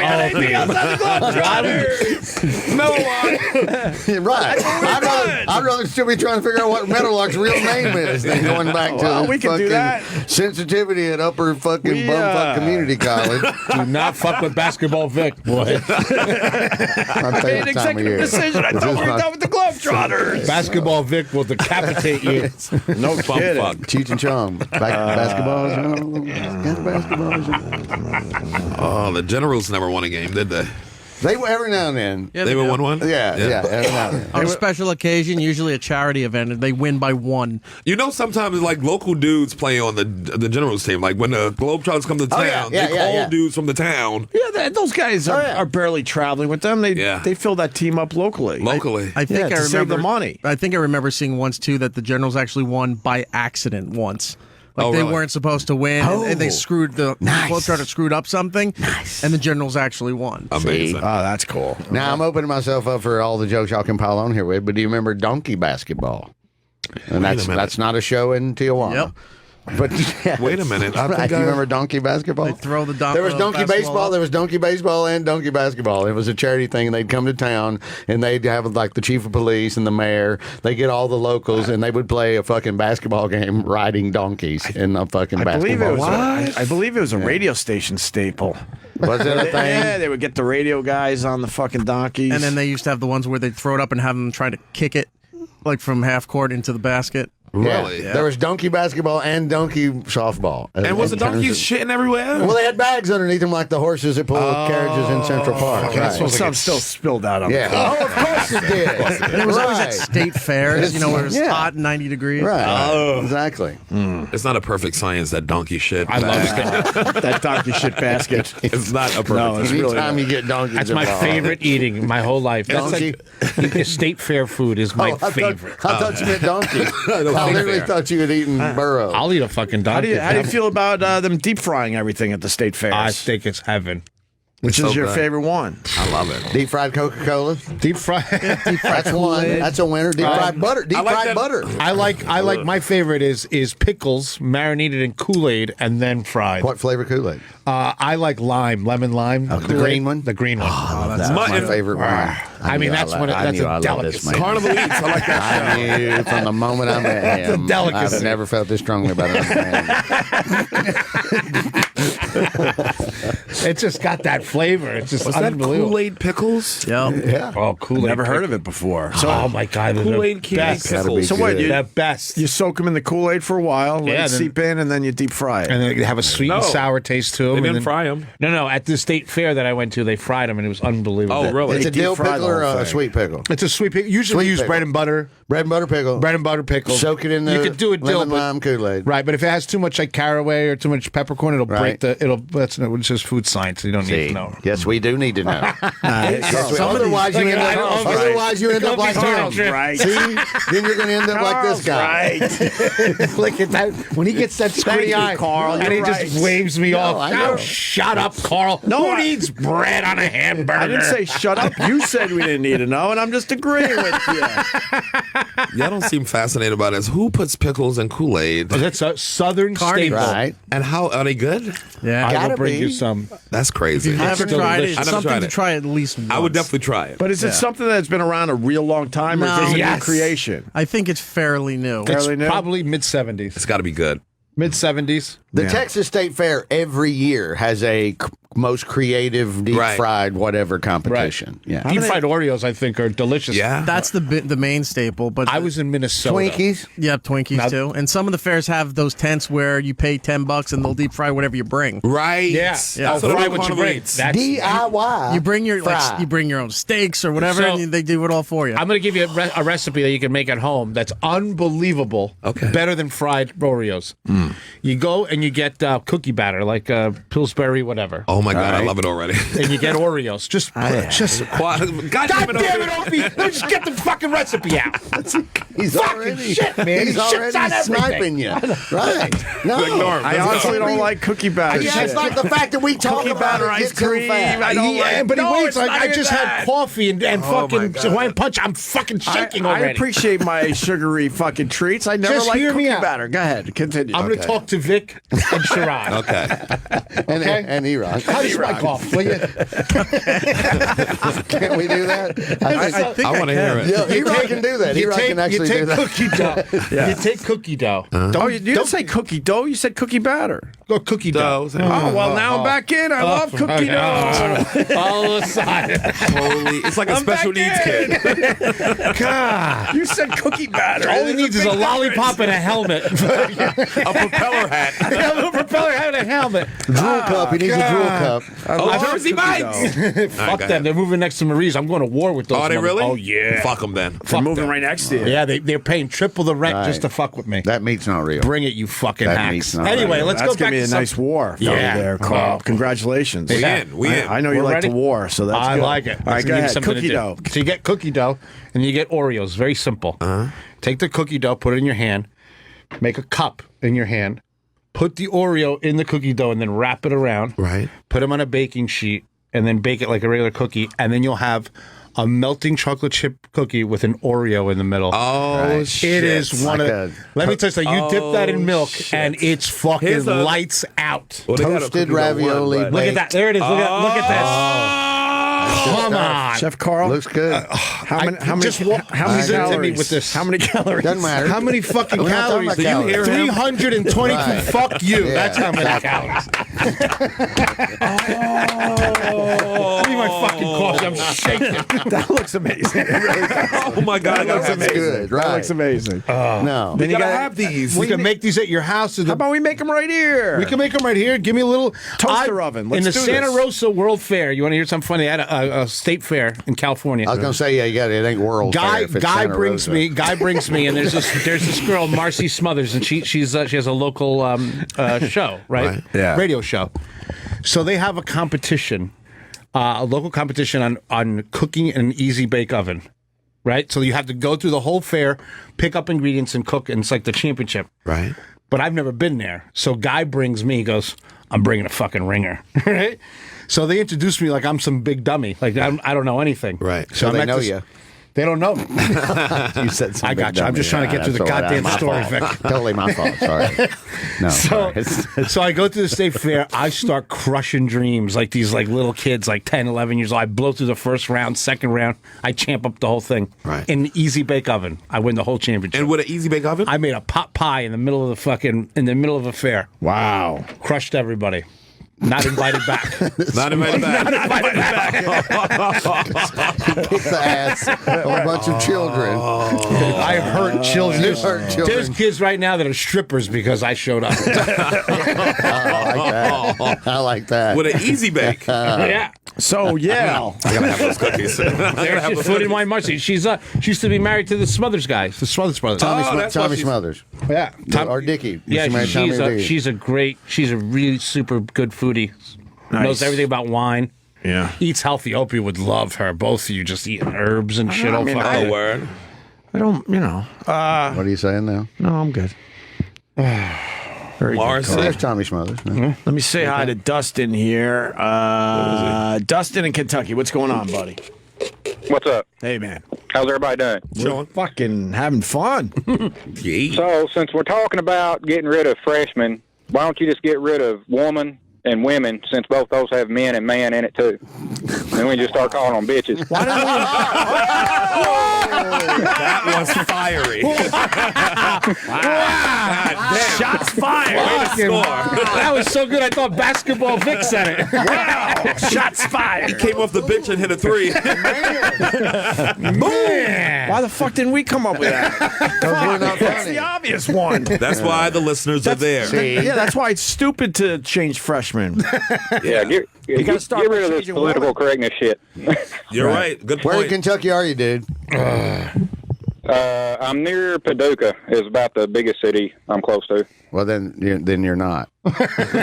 Yeah, no, I'm in the. Sorry, I live in the middle of the woods, killing possums and shit. So nice. Right, well, you got a good possum recipe? No, that's a hard eat, man. No, that's what I was going to ask Carl about if he had one. Well, yeah, I do. The thing with possum is it's all about you got to skin it right. You know what I mean? And you got to make sure you hang it for a little while. Like you got to when you gut it, you got to make sure you bleed it right and you hang it. Let it air dry for a little while. Yeah, who's in the room? No, you got me. Huh? No. Then what? And then what you got to do is we call it purging. Right? Close. Very close. You got to do something with pickling salt. So pickling salt's the only salt that dissolves in cold liquid. Okay. So you take vinegar, water, pickling salt, and you let the possum sit in there. Yeah, a good 5 hours, depending how stinky it is. You know what I mean? And then you let it sit in there. Because if the thing's eating fucking garbage, it's going to take a little while. He's from Kentucky, so this is a main ingredient of burgoo. Yeah. Right? And so then from there, Can I take it from there? Chef Carl, if you don't mind. That looks great. And then you take the whole thing, throw it in the fucking garbage, go to the supermarket and get a New York strip steak. Go to the fucking gun store and buy a gun and shoot yourself in the head for eating fucking possum. Why would you go? Why would you go through all that? Eat possum. I know this. I know. Why bother? Wait, the man on the phone. It looks great. Oh, sorry. Go ahead, Dustin. I know Opie likes that venison, and I just hit one this morning. You can go get it, cook it up if you want to. You gotta. I mean, send a picture of it. I'll take the hit, but I really did want to like venison because I lived in Western New York. But you don't like venison? You never had deer chili? We make everything out of deer over here. Exactly. Right. The chili was a little. Oh yeah, sausage, jerky, whatever you want. I want it so bad. I'll break character for a second, and I'll tell you this. Wait, you're doing a character? I'll tell you this. He's Stephen Colbert. No, because they don't want to. Because they don't want to talk about food for real instead of playing the whatever. Yeah. I want venison cooked properly. I've never had it. I've had hot deer sausage is the best. See, I need to know that, and I need to try because we got to do it. I've had chili in Western New York a few times. It was too gamey, too fucking greasy. I had the beef jerky. That wasn't too bad, but I'd never had a fillet or a steak, a tenderloin. I've never had any of that. Man, yeah, so let's clear something up here. Here's the problem that Opie's having, right? You got 5 hours? One of them, right? No, I mean a lot of the stuff that he eats, he's like fucking Dudley Moore and Arthur. But still, the real problem is you're comparing apples to oranges, right? If a deer was treated like cattle, right, where it was contained and it was fed properly, it would be delicious. Better taste. If a cow was running around eating garbage and shit all day and you hit it with your car, that cow would taste like shit, just like a venison. Right. Apples and oranges. So what you got to say is, Opie, I'm just going to give you the clean way to get out of it. I don't do game meat. That means I don't eat wild animals. Right. Ever. I eat farmed animals. Even deer. Even deer. Right. Yes. He goes gamey. No, I don't like gamey. I've had gamey. You eat a goat that was farmed. Yes, sir, it's buddy. fucking delicious. Curry goat. You eat a goat that's been chilling around the hood. No. Holy shit. The minute you put difference, right? Right. Opie, you put this thing on the grill, people in another area code will call you, tell you what the fuck you're doing. It's like a garbage fire. Right. But like the deer we eat in North Carolina, they usually eat just peanuts and shit and grass. That's the deer down there. And you like it? Like it. I like that meat. Well, they eat the walnuts. I've had walnuts. Yes, the walnuts. I've had elk steak in Wyoming. There was a wild, somebody just killed him, roaming around, whatever, and it's just like the best big old T-bone ever had, just a little less fatty. Right. Just really lean. Yeah, but very super lean. delicious. One of the best steaks I ever had was ostrich. Fucking delicious. Ostrich is actually is very good. In the city, or where were you? Long Island. Okay. My sister worked at this joint. They served some stranger things, and Did you have I had that one night? It was awesome. Was it a steak or was it ground? Like this? Right. No, it was a steak. It wasn't. I had Komodo dragon once. That was fucking. Did you really? No. I'm fucking. You had my full attention. I'm like, that shit's illegal as fuck. I want to hear everything about. Yeah. No, I was doing the movie. No, but I knew one of my friends is confrontational today. Fucking basketball Vic is a dick. You should just let him stay home and watch his fucking brackets. Every time the fucking he goes to commercial, he goes fucking nuts. His eyes just go. If you eat kimono, nigga, it's a revenge dinner. Bro, did you see him just stop me in my tracks? I'm like, yes, Vic, I'm all ears. First of all, he said kimono, which is a dress in Japan, not komodo. Komodo. Thank you for being you. Well, thank you, Sharon Stone's husband. Your fucking pronunciation, because it almost killed you. All right, thanks, dude. Sorry. I saved that. All right, listen. We definitely got to take another break here. Damn! Fuck! For live reads. But really quick, because everyone's talking about the Rachel Maddow thing, and I want to play the Stephen Colbert thing in a break. Oh, yeah. NBC is fucking pissed. NBC. Regular NBC NBC is fuming over Maddow's Trump tax scoop. Turns out MSNBC announced it on Twitter, and NBC found out when the general public did, said a source. The president of MSNBC, sorry, let's get this right, Phil Griffin, was trying to undermine NBC News president Noah Oppenheim. He's fired. There was never conversation. They overplayed their hand in a huge way. Host Rachel Maddow teased the story on Twitter, then withheld the story till later in her program, revealing in a big anti-climax that Trump paid $38 million in taxes in 2005. It's their cable network, but it's still NBC News. NBC did not appreciate being kept in the dark. To hype such a big story and not really deliver is a bit embarrassing. Airing a story you've hyped 20 minutes into your broadcast makes it a lot less of a breaking news story. It was the first joke from every late night. Oh, yeah. Oh, my God. Everyone. That's the first joke they did was Rachel Maddow. Now, so that's why NBC News booked her on Jimmy Fallon last night to try to clean it up, because she was on Fallon last night. Is that what they were trying to do? Oh, my God. It was a softball. Did you see how softball it was? They just booked it because it's NBC. No, I think they tried to clean it up. Yeah. You think they were trying to clean it up? Somebody got bumped. Somebody got bumped. With Fallon? Reed. I'm saying she wasn't scheduled on that show. She wasn't scheduled there. I think they were just taking advantage of the fact that she was, big news and trending and went viral. So. I think they tried to get ahead of the race. You think? NBC News did. You got to hear the try interview. to find the It's segment. like, yeah, find a segment, because I watched it last night. Yeah. It was and she's clapping at the end of it. She's like this.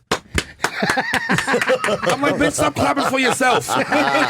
Give yourselves a round of applause. Fucking dumb bitch. You're a great crowd. sexual chocolate, everybody. The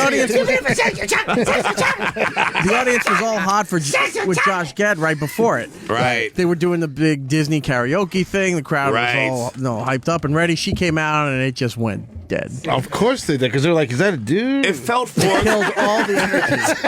It felt forced. Fallon's not going to get to the bottom of it. They should have just played beer pong.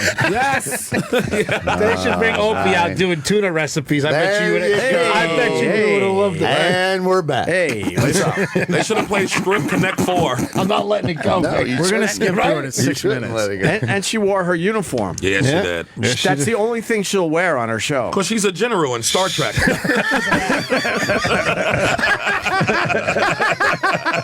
She's a ranking officer, sir. She's the admiral trying to tell Kirk to do things. She's the dirty admiral. The Zamboni is back. He's back. My chocolate.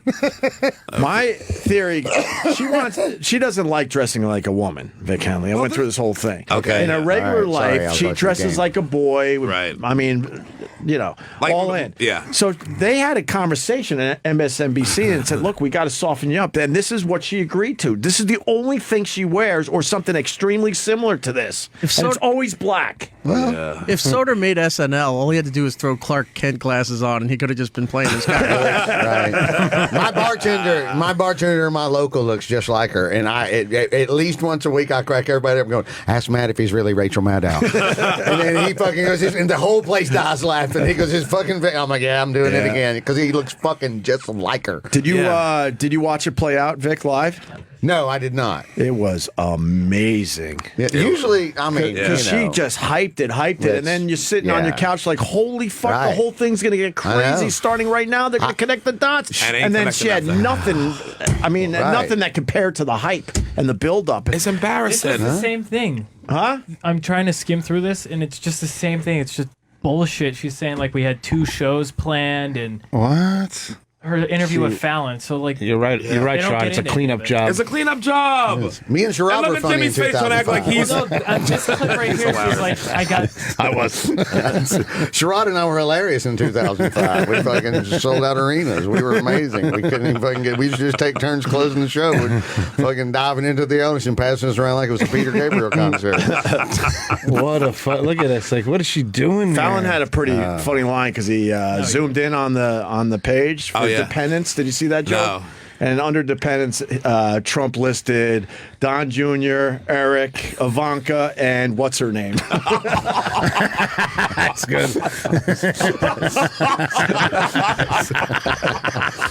Somebody wrote that joke. That's a strong one. Somebody wrote that joke. That's a strong one. I don't know. That's strong. Under dependents or whatever, yeah. What's her name? That's the Marla Maples' daughter, right? Mm-hmm. Yeah, poor thing. Man, you didn't. But watching it play out and then realizing she didn't really have that much, it's like, holy fuck. And then you realize that this had to come from the Trump camp. I have no doubt in my mind. Yes. Let's give him a year where I fucking shined. That was his intention. How did they buy into that? How'd they bite that fucking bait? They've been taking the bait on him for 2 fucking years. He's the masterful. He's cleaning their clock. He's making a fool out of him. Masterful. They should throw all those degrees on the wall. Throw them in the I'm going to say a whole garbage. bunch of stuff. Hey, how about my new hotel? Hey, aren't you running for Never president? fuck Yes, with I am, people but I'm from- here really looking at this Never hotel. fuck with people from Queens, bro. They're dirty. We hustle, baby. Them boroughs, baby. We hustle. That's what we do. So Queens. Why don't we go to break with Stephen Colbert going after Rachel Maddow? He was pretty funny. Any plugs? Who needs a plug? Patreon.com/Race Wars. New episode up right now with David Tell. Check it out. Nice. And then our comedy show, the second show, selling real well. Oh, yes. April Village 10th. Underground, April 10th. ComedySeller.com. ComedySeller.com. Go right now. I'm telling you. Go get your tickets. Please. It's definitely going to be sold out. People are flying in. They can't believe that I heard sold that. this fast. And Some this dude took a show's 3 picture of weeks it and away. sent me a picture on Twitter or something. Yeah. People. Right. Booking flights. Booking flights, getting hotels. And Carl, what do you got? Pop's Diner, Madison, and your Instagram. Oh yes, Sabor Chef, SABOR CHEF. Yeah, on Instagram. All right. With that, we got a little Stephen Colbert as we go to break. Yeah. I thought East Tennessee was going to give Florida a little harder time here, 13 against Florida. Princeton had a shot to beat Notre Dame at the buzzer. And they were down by 2, and the dude took a 3 and went for the whole shebang and didn't get it. I would have driven to the basket and maybe, I don't know, but education versus Catholic. Can I ask you about my Final Four? Okay. What do you want to know? I got Marquette, Michigan, North Dakota, and Kansas State. Oh, that's the picks that we pulled out the hat. Oh, yeah, the Fighting Sioux of North Dakota. Why are you laughing at me? I just like saying Fighting Sioux. Hey, man. All right, wait a minute. You got the Fighting Sioux of North Dakota. Who else? Do I have a chance at one of these making the Final Four? Marquette, Marquette, the Golden Michigan, Eagles. North Dakota, and Kansas State. Marquette used to be the Warriors, and then they pushed out and changed it to because they went the name. So fuck them, no. And Who then went to Marquette? Then Al McGuire was the coach of Marquette. Yes, he was. Cornbread Maxwell. They won the national championship in 1977. What's his name? Miami Heat. Maybe. Fucking. Dwayne Wade. Absolutely. Marquette. That's right. He in Chicago. He's back broke Kentucky's heart that year. That's right. He fucking triple-doubled the shit out of them. That's right. Yes, he did. Look, so none of these will make the Final Four, most Marquette, likely? North Dakota Fighting Sioux, Kansas State, the Wildcats. I think they were in a play-in game, I think. And then what's the other one? Oh, yeah, they were. Wolverines, the big, I don't know. Well, his picks aren't much better. Okay, I got South Carolina. Number 7, South Carolina. Gamecocks out. That's in the East. Okay, I got number 5, Iowa State in the Midwest. Same as him, Iowa State. He got Iowa State? Yes, he's got Iowa State. No. You said you had Iowa State. No, North Dakota, Marquette, Michigan, Kansas. Kansas State. Yeah, Kansas State. Yeah, my Iowa State could be Iowa big, State, right. Okay, and then I got number 8, a Northwestern. Okay, education never wins. Well, I know, yeah. And then 8 didn't win it so long. That's why Princeton lost earlier. And then a number 9, Seton Hall, local favorites. Oh, well, if you're going to start a dorm fire. I think that was basketball fit. All right, check me out. Ready? Check me out. Carl cheated. He cheated. Carl cheated. No, I might be wrong. I didn't cheat. Carl cheated. I was joking. Okay. All right, what's your Final Four? Basketball Vic. Pay attention. Okay, all right. St. Mary's. All right. Which one? They just did they lose? They lost. They had a playing game. St. Mary's Fancy. It's his fancy. Oh, they won. St. Mary's won. I think they won. It's his fancy. Florida Gulf Coast University. It's Florida Gulf Coast. That's why I can't watch Black Mirror. I'm dumb. Dunk City, Florida. Yes, if it is Florida Gulf Coast, if it's Florida Gulf Coast, they haven't been in a tournament since in a few years. They were Dunk City. Okay. All right. Kansas. Yeah, Rock Chalk Jayhawk. Can't go wrong. All Yeah. Right? Yeah. And then Middle Tennessee. MTSU, the Blue Raiders. Yes. You got a shot with Kansas. Dude, I do, right? You got a shot with Kansas. Vic, we all saying picked out of a longer than hat, and not one of us picked a favorite. Nobody's got a Villanova. Nobody's got a fucking nothing. No Gonzaga. No. Let Vic pick out of the damn hat. Get his picks out. We still got the hat. We still got the hat. We still got the hat. I can go with Kentucky. You know I'm a Tar Heel fan. All right, that's fine. That's fine. They got a shot. We got a good shot. They got this a year. damn good shot. We started playing better later in the year, I know. If Krzyzewski's fucking back hadn't healed up, yeah, I don't think he's full healed though. I think he's going to get injured during the tournament. Well, maybe. Pull something. This man has a better back than Mike Krzyzewski. Thank you. I've been working really hard on what? My back is what is it again? Graham crackers and glue. Kids glue. Kids glue and graham crackers. That's how my wife. According to the woman who had sex with him. Graham crackers and kids glue. That's what your wife said. That's how she describes my back. Yes. His spine is composed. I believe was the correct sentence. That's really fucking His spine is composed of graham crackers and kids glue. And then he showed it to me. He goes, "Look what my wife just wrote." I'm like, "She's funnier than you ever dreamed about being." She wrote that. She's very funny. I'm very slouchy. I tend to be slouchy at times. His trying to keep everything together. You're a sloucher. Frederick Wilfred Scoliosis Hughes the Fourth. Lombard McGee. Yeah, right. Exactly. Lombard McGinty. Good old Lord Lombard McGinty. He was always good to the slaves. Oh, man. All right. Well, we got Mike Francesca is saying some weird shit. Okay, let's see what he stumbled and it's into. basketball. No, this is almost sad. Oh, really? Yes. So then it's very hilarious. He's quitting soon, isn't he? Isn't he retiring after this He year? was, what was this? He was analyzing Maryland, right? Yep. Yeah, this audio will... Terps? It'll make you cringe. Uh-oh. Yes, it will. Listen to this. Okay. Florida State, which you've already had this year. You have, let's see what happened. What happened in those Maryland-Florida State games this year? Oof. We still on air? Let me see. Let me get to that. Pause for a second. People ask me all the time, why are you so angry? You? Yeah, it's... This guy makes fucking Yeah. Yeah. That's why you get angry. Why? What is He it? stinks, and he hasn't been good in a long fucking time. I know. Holy shit. My boy Pete This is my Rosenberg's fucking on the show. business, dude. Look at your eyes, bro. You're like Benny Hanna shit.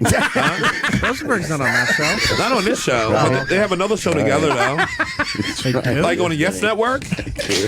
Yes, sir. Opie's realized that I'm retarded, so he just everything has a food reference, so I understand. It's Benny Hahn over there, you mouth breather. We have energy over here. We have a rhythm. We have funny fucking people. Right. We haven't had a bet. Well, Friday with Don McClain, but besides that, You hit the guardrail a little. and then you got this guy making ma, Yeah. and he stinks. See, my boy Pete Rosenberg has a show with him on Yes Network. But Pete, all the callers call in, and they always screaming about Pete because he's a younger dude. They ain't used to it. Right. So they always say, this young dude don't know shit. But I'm like, Pete's the best thing on that show. Well, I mean, sports radio in general, no one knows shit. It's just opinion in the end. But you make it entertaining, I guess, and you hopefully have a personality around it. This guy has dead air and all sorts of horse shit. Why are we trying so hard? And no talk of a snowblower this year. Yeah, at least talk about your snowblower. Wait, what? Well, I've never heard Francesca. I know what he's talking about. no, No, I remember. it was a that staple so on our funny. show for a long time. You ever hear the snowblower clip? Oh, don't even. No. Go. Let's finish with this Okay. before we go Sherrod, it's snowblower. Michael K. that he does a show. Oh, that's right, Michael K. Not You're Mike right. Francesa. Yeah, you're right, Michael K. If you guys have never heard But the it's all, they got that same Because it's audience. ESPN radio that they do the thing, but also for the Yes Network. That's what it is. So, Yes. if you haven't heard the snowblower, Michael K. You've never heard the snowblower clip? No. Carl? No. Oh, beautiful. We're playing the snowblower clip today. It's been a while. That'll get us to the end of the show. What do you think about Michael K? I'm going home. Good night. I'm going home. I'll see y'all. E, do you watch Michael K? I try not to. I'm Because not you don't. a sports guy. Okay, Yeah. okay, you're not a sports guy. I know he's one of the better ones, but I'm not into it. No, the ice is fine, E-Rock. We don't need the Zamboni. Francesca, We're going to ride this this is- out. Just keep playing the pop music, and we're going around in circles. We're good. Yeah, this dude is It's all right. Go back to it, though. wow. Yeah, we push play again, by the way. Holy fuck. Yes. Let's see. Let me get to that. Your eyes. Opie's livid. Opie looks like one of those people returning something at Bed Bath & Beyond right now. It feels like you get pocket dialed by somebody. Look up this You don't know who you want to phone. Yeah. Right. It's like a pocket dial. That's what it totally is. You summed it up perfectly. That's exactly. Pocket dial. You get paid millions of dollars for pocket dial audiences. You're a $10 million pocket dialing motherfucker. When you take pride in what you do, and then you have this horse shit going on, it drives you nuts, just like in the restaurant business. Yes, like talking to me about food. You work your balls off and Hang on. coming up with new shit, and you're trying to always make it fresh and new. And then the guy there's- that owns the Cheesecake Factory is just fucking crushing it down the street, selling garbage. Fucking E-Rock's terrorists. got his hand up. E-Rock's. Multi-millionaire, 31 years on that station, and he won't. It's the major sports station for New York City that talks all New York sports. Right. Except him, he won't talk about certain sports. 'Cause he knows Hockey. nothing about it. So he'll talk about he tries to steer every conversation to the Giants or to the Yankees. That's it. Right. That's it. He barely People talks- call in with as Ranger fans or Islander fans. He Right. yells at them. Who gives a shit? Goes to the next call and then only talks about his football and baseball. But after 31 years, you would think, okay, maybe I should learn a little something about those, those two teams. Not if your check's still Doesn't coming. Right, I guess so. Last time he really talked about basketball, I think, was like '94 with Mad Dog. Are you for when we real? had a nice run. Where they really got into Mad Dog also talks discussing it. about the Olympics and golf and tennis and all Right. these other things to make it Sports. more well-rounded. He will only stick to the teams that he likes, and he makes it known that he only likes those teams. And up until recently, the fan didn't have the Yankees; they were the Mets station. Right. And he still talked about how much he loved the Yankees. I'm So glad I drank his wine. What? Nah, it's an old story. Now, let's go push play on God, this is like deep, huh? Really? Now we're And right. too bad I didn't like cigars, or I would have smoked your cigars too, Mikey. He's just a dunce. I was at a joint that was huge fans of the Opie and Anthony show, and then kind of showed us Mike Francesa's locker and opened it up, and there were some nice things in there. That we partook in. Nice. I love criminality. I love. Now you're talking. There you go. I didn't do shit. Alleged. If I it's didn't do left shit. open, it's no. If you open Someone's got a key and ain't stealing. I didn't open nothing. exactly. Someone has a key and ain't stealing. Bro, they're listening around here. I didn't open nothing. Yeah. Somebody else opened. Somebody else opened it. And we kind of took a taste. Go back to this. I don't think it was a vintage Maryland year by any stretch, but I could see them. They didn't play once this year. Oh, Maryland. I'm thinking, geez, I'm forgetting Maryland's. You know what? I'm forgetting now. I'm forgetting. Okay. You know what? I'm forgetting. You're right. They wouldn't play. So, Minute in and we still have not heard anything. So, the bottom line is, holy shit! This is like the Cuban does the fan. Maryland. I would be exactly the same. Put me there. You're much more entertaining, Carl. Look, if you're a sports radio guy, you got to know a little bit about the NCAA tournament every year. You just have to. You have to. It's the biggest sports event. When it's on, it's the biggest thing. It's March Madness. Everybody's watching it and got their brackets and all that crap. But people like basketball, Vic, you throw your fucking isotoner at this fucking screen. And here's the thing with the tournament, though. Everybody went to school, so you don't even got to be a sports fan, really. No, you can just be a that's student. the best part of it. Have fun. So everybody's involved in it. Everybody knows something about the tournament. Right. It's the only guaranteed thing every year. Yes. Where there will be upsets. It's a guarantee. No In all question. the other sports, maybe you get upset every here and every now and then, you know. But this is every goddamn year, somebody's going to get on a run. You're going to go, who the fuck is George Mason University? Yes, it's the hardest thing to predict. Oh, it's so much fun. And it's so much fun. So much fun.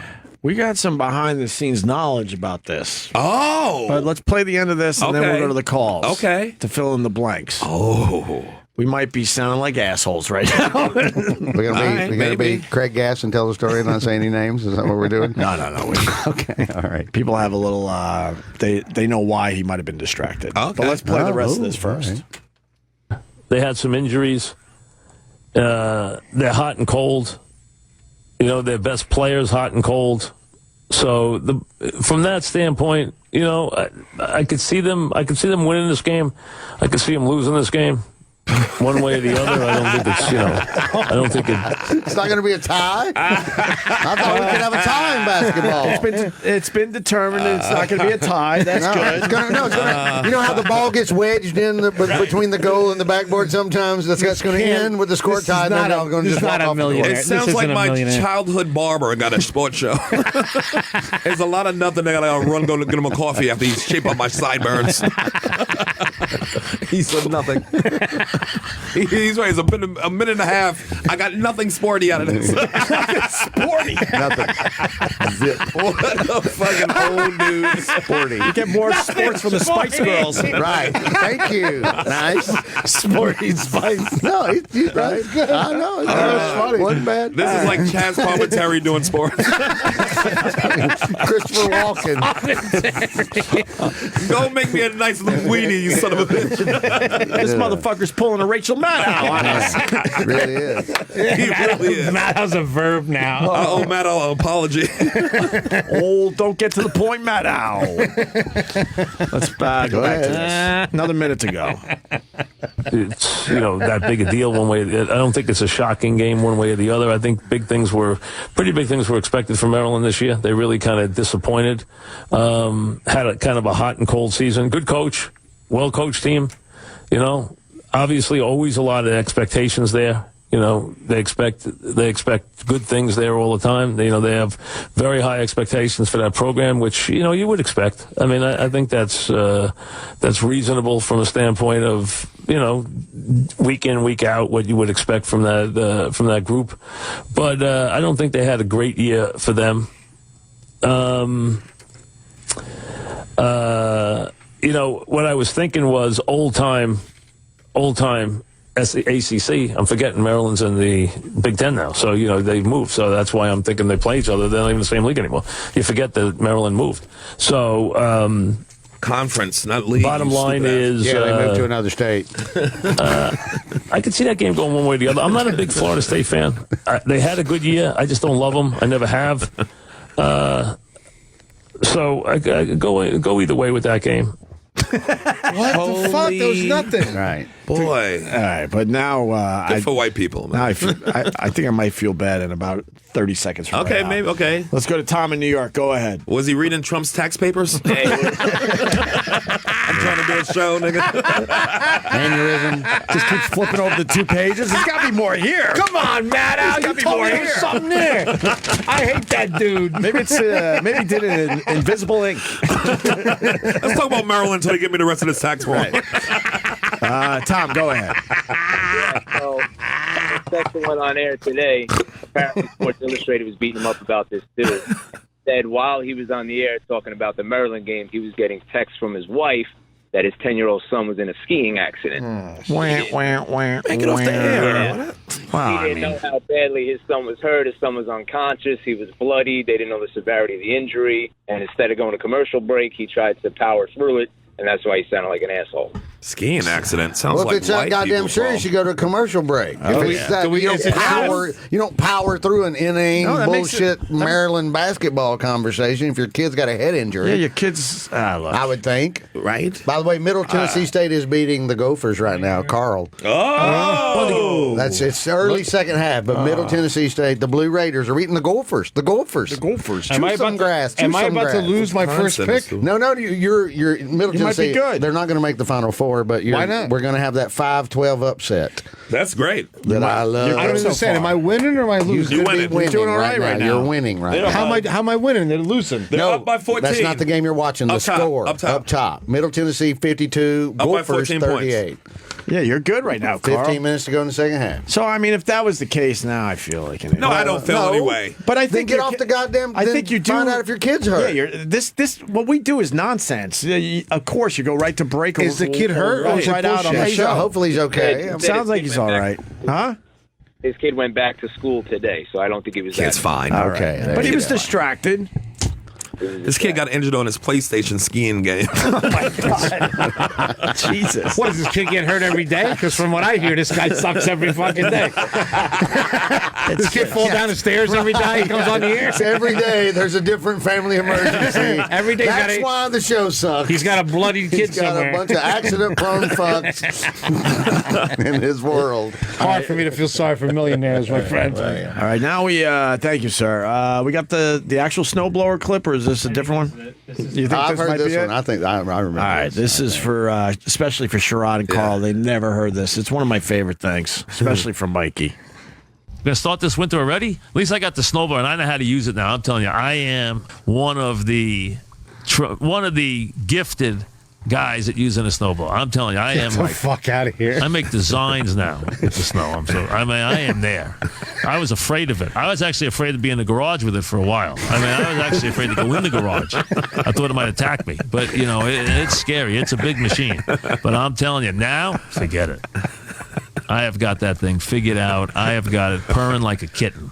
I'm telling you. Bring on that snow. I'm ready. Out there all day. Yes, can come and do a feature on it. I'm telling you. I'll do a snowblower commercial for the company. I got to remember what company does the snowblower. I'll find out what the brand of my snowblower is. We'll do it. We'll go out there. We'll do a feature. The whole thing. We'll do a commercial. What we used to call that show with Kurt Gowdy? American Sportsman. We'll do like an American Sportsman out there. Kurt Gowdy. Shades of Robert Frost. I'll even recite the first snowfall for you. The first snowfall by Robert Frost. I hate this fucking guy. I got to tell you, that is a different snowblower clip. I never heard that one before. Is it really? Yes. There's another one where he walks it through. He's so dude. I was hiding from it. Try this one. This might be. That one was good though. That was great. Yeah, push play on this. If you go shovel, I'll go shovel. I would do it. I wouldn't. $10 an hour, you're going to shovel. I won't ask for the money. I don't want the money. Oh, okay. I'll take the ticket. I don't want the money. But I'm bringing my snowblower. Well, that because I can do rows really fast because I'm good with my snowball. Because I use my snowball all the time. I love my snowball. I'm not big into manual labor. So. I love the snowball. I love to do my driveway with the snowball. This one's different, too. God, he talks about a snowblower a lot. Jesus Christ. He actually lets somebody else talk with him on the show. What a married dude, huh? I think it might be that one right there. I'm Gifted.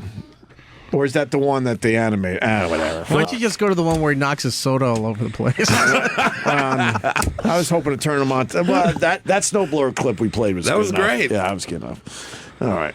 When did he knock his soda over the console? Live on television, and then played it off on the radio like he did nothing. Yeah, he thought he could cover it up. That the cameras didn't pick it up. Oh, you never saw that clip? No. Oh, God. Let me see him. These are like he's a mess. All right. We're going to go around the league now. We're going to go around the league now because I can't stay up. It exploded too. I can't go back to the phones for a while because I can't go there anymore. That's what I'm done. You know that? I cannot. So go around the league. We'll have Tim McCall for 3. We got Dungy coming up. We got Danielson. We got Glazer. We got Picks. We got everything else. Jets and Pats on. Don't worry about it. Jets and Pats on Sunday. Gronkowski, it looks like, may play. $1 million equipment. Soda's all over it. Soaking in it. Someone throws in paper towels. He's like, don't worry about it. Don't worry about it. Not even cleaning it up. Paul's having heat flashes just yet. That's right. It's going to ruin everything. Paul's getting nervous. What do you do? Pocket Hannity. Nothing worse than when liquid fucking spills on this equipment. I'll tell you. And you hear things starting to crackle on the air. Oh, no. Because things are fucking shutting down. Not good. Where are all these wires you guys talk about? Where are they? Under the floor. Some under the floor. Yeah, the floor is lifted and has all sorts of shit that'll certainly give you. And that board is supposed to be a lot of money, right? I guess. Not really. I don't know. It doesn't look modern. No. It's because it was him. Doesn't it look a little bit Battlestar Galactica? A little bit. Big ass buttons and shit. A little bit. I don't know. I was a member of the Civil Air Patrol, and I used to broadcast over one of these. It had the big dials. Ham radio. Like in Good Morning Vietnam. I went with a shittier joke. It's the bump shit. Oh, shit. It's a control console from Herman's head. Oh, nice. Wow. Look at me. I'm proud of that today. Herman said. Turning knobs. Herman Smash. Yes. All right, we got 4 out of 5 Oklahoma City students can't read clocks. This is amazing. 4 out of 5? 4 out of 5. That's sad.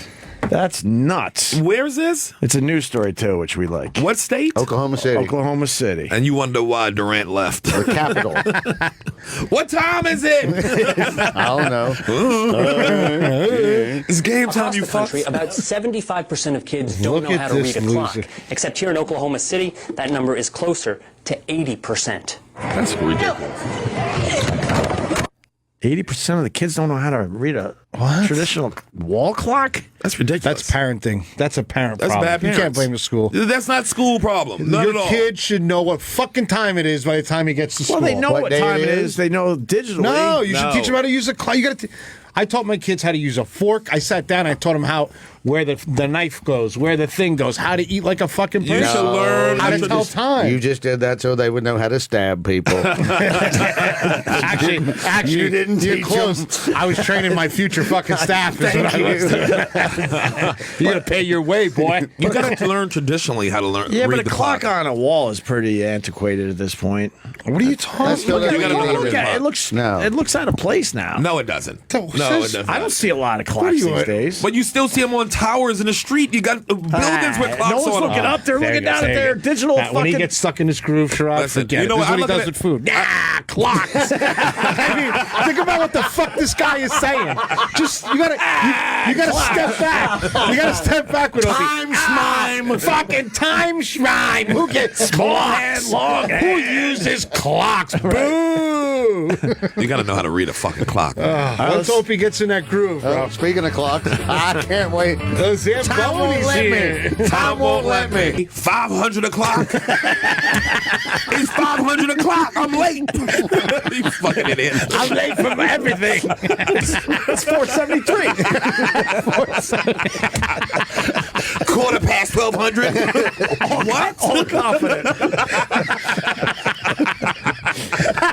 You wonder why the Chinese are winning. Chinese are just going to walk in here and take the keys, boy. We are dumb like a motherfucker. They'll be like, the war will be at 7 p.m. Kids be like, I don't know. It's over, man. That is... They don't need to know that shit. You always need to know that shit. No, we're in the gray area, so yes, but another 10 years, they're not going to be teaching that shit at all. It's all going to be digital. And as soon as a blackout happens or something, motherfuckers will be like this. What the 700 o'clock. I'm late. Yeah, E-Rock just told me in my headphones, cursive writing is another one. Yeah, I know. Yeah. We did that a little while ago. Yeah. It's over, man. That's one I wish went away when I was a kid. If you can print as fast as you can write cursive, cursive for me in school is an automatic F every year. That video amazed me, but it's over. That's going away, man. Yeah, I sometimes write so cursive weird just to do it because I don't get to do it no more. I just Really? do it sometimes just write when I'm writing jokes. Really? I always You write jokes? Really? I waited for the Explain punch. this concept. As soon as I said it, I felt the punch come overhead. Nobody put fucking basketball Vic fucking hanging there. Like, it was a hanging fruit. Kids still use like my daughter. They still write cursive and no, come on, they do. They got penmanship. They're teaching shit to it. do. It's just stupid. Just to know it. Sadly, you don't need it. You don't need it. Oh, writing. Time needs writing. Industrial Revolution. Fuck that I shit. love how Opie just blocks out whole chunks of things. Renaissance. Who eats steel? You waste your time with that longhand shit. I'm gonna figure out the universe as you try to fucking do a cursive Z. Indoor plumbing. Fuck no. 10 years from now, there's going to be no use for stone. That Z always pissed me off. Yeah, though. that's why I picked Boy. cursive Z. It's the Q always got me. Every goddamn fuck time. that shit. The Q I can fuck with. The Q's the number 2. That was an automatic F for me every year right there. Automatic. That Z. Get the fuck out of here. Yeah, the Z I'm like okay a with rapist. the Z is at least, the Q is not even close to a fucking Q. The Z, I can at least see where This that might Z be a looks Z. like it takes advantage of young women. Yes, it does. That's a Cosby. It's a That's a Cosby Z. Cosby.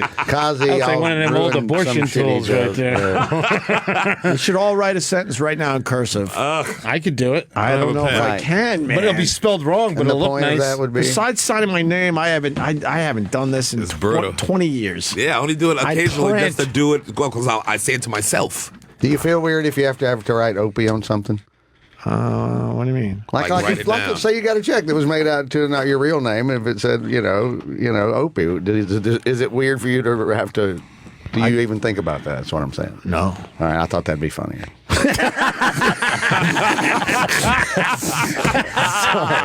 I thought we might be. He's running out of gas. Thank yeah, God. exactly. I'm tired. Thank God. I gotta go home now. He's running out of gas. Thank God. Thank God. I'll be back tomorrow. Basketball goddammit. Vic is Sledgehammering us all afternoon. He's angry. His muscles are tired now. It's about time. Can't take some more. Fucking taking haymakers all No day. shit. That's No, crazy. I never liked longhand. Fuck that. Like both my sisters were great at it. My sister, she was like a fucking calligraphy artist at 7. Yeah, there was always girls are better at it Girls than are much dudes. better. Yeah. Do you watch those Twitter accounts with the calligraphy every once in a while? What? No. Okay. What accounts? Never mind. Like they write it on there? Wait a second. Wait a second. Wait a second. Pull it up. You're on calligraphy fucking YouTube? No, they do quick videos, and you're like, holy shit, that's that a real watercolor. talent. That's all. Oh, it's a crazy talent. Oh, I used Dude, to no be wonder deep you into don't like calligraphy. fucking salt. All you do is watch calligraphy videos? No, it pops up because some Look at this asshole that you dotting. follow is Fucking is Ann Landers. retweeting it or whatever. Is he just dotting the whole thing? Oh, that's beautiful. That's unbelievable. Yeah, that kid's got a lot of talent. Well, that's now just pure. He's on 300 grams of Adderall to do that shit. No question about it. That kid's humming like a hummingbird. Good ones. You see the sand guy? What's sand guy? I gotta find this shit for tomorrow. See, now you're shining. Oh, This no, is all they the shit do the you art watch. with the sand, and then he just throws it up in the air, and it's a whole picture underneath. What the fuck are you talking about? That's like, Danny, that's like, I gotta find it for the show. You don't watch like Motor Trend like everybody else? Like car racing and I saw the accidents. train blast those people. No. That was, That was great. Anyone get hurt with that? No, this is Jersey or somewhere, right? Amtrak That's slow upstate motion. New York. Upstate. Okay. It's a train trying to clear the Amtrak track, and everyone has their phones up like, this is going to be a cool video. Except this one and they bitch from get Queens. wiped out. It's like, yeah, what do you expect is going to happen here, lady? What's this? Especially when you see the people over there already getting wiped out. Why are Right. you still standing But where she's you just are? got her phone out. Yeah, she's looking at her filming. phone Look like at it's this. not real. It's too late, bitch. That's Yes. a fucking Crush her. landslide. Kill her. Crush her. Oh, yeah. Oh, my Yes. Yes. Wiped out. She's standing there like it's bitch. not reality like this. Yeah. Somebody's going to get hurt. This is gonna be great on my Facebook. Now you're dead. That was I great. think they're all fine, but whatever. Let's try to get some calligraphy videos going. What the fuck? Let's jazz it up with some fucking Opie talking about calligraphy. What the fuck is going on in your house? It's a different angle.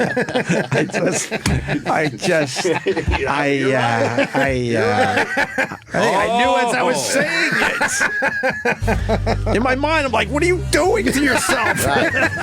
You looked at me. I'm staring right at you like, oh no, the Calligraphy. mouth breather's hearing me. I'm like, you got a chance to just stop talking right now. Why are you doing this? Also, I'm like, what did you say? All right, listen. Follow me on Instagram, Opie Radio, Twitter, Opie Radio. What else? Village Underground. Yeah, we got- second show added April 10th. ComedyCellar.com. It's going to be a great night. Come, magic. please. We need money. Sherrod's daughter needs braces. She's got a really bad smile. No, she got a great smile. No, she she good. has got a good shoot. I was just She lying. good. No, she good. She got good fighters, good chomps. I want to thank Sledgehammer Vic for coming by today. I'll be back What tomorrow. the fuck? Vic will be back tomorrow. Yes, he was in a mood today, boy. On the moon. What happened on that road? So, a lot of bad stuff. Ah, yeah, man. We might have to dig and see what's going on with Vic. You don't have to dig a lot, bro. He's got a lot of money riding on those games. No, not that much. My dad used to yell at me like that out of the blue. Not that much. I knew my dad was gambling because he treated me like Vic. Like, sit down, you fat fuck. Turn off the TV. I got problems. Unlucky. You're unlucky. Don't send me calligraphy fucking videos. Yeah, Send all the ones you send got, all man. calligraphy That was a videos. bad mistake. Please. Jazz up Opie's Instagram with some calligraphy videos.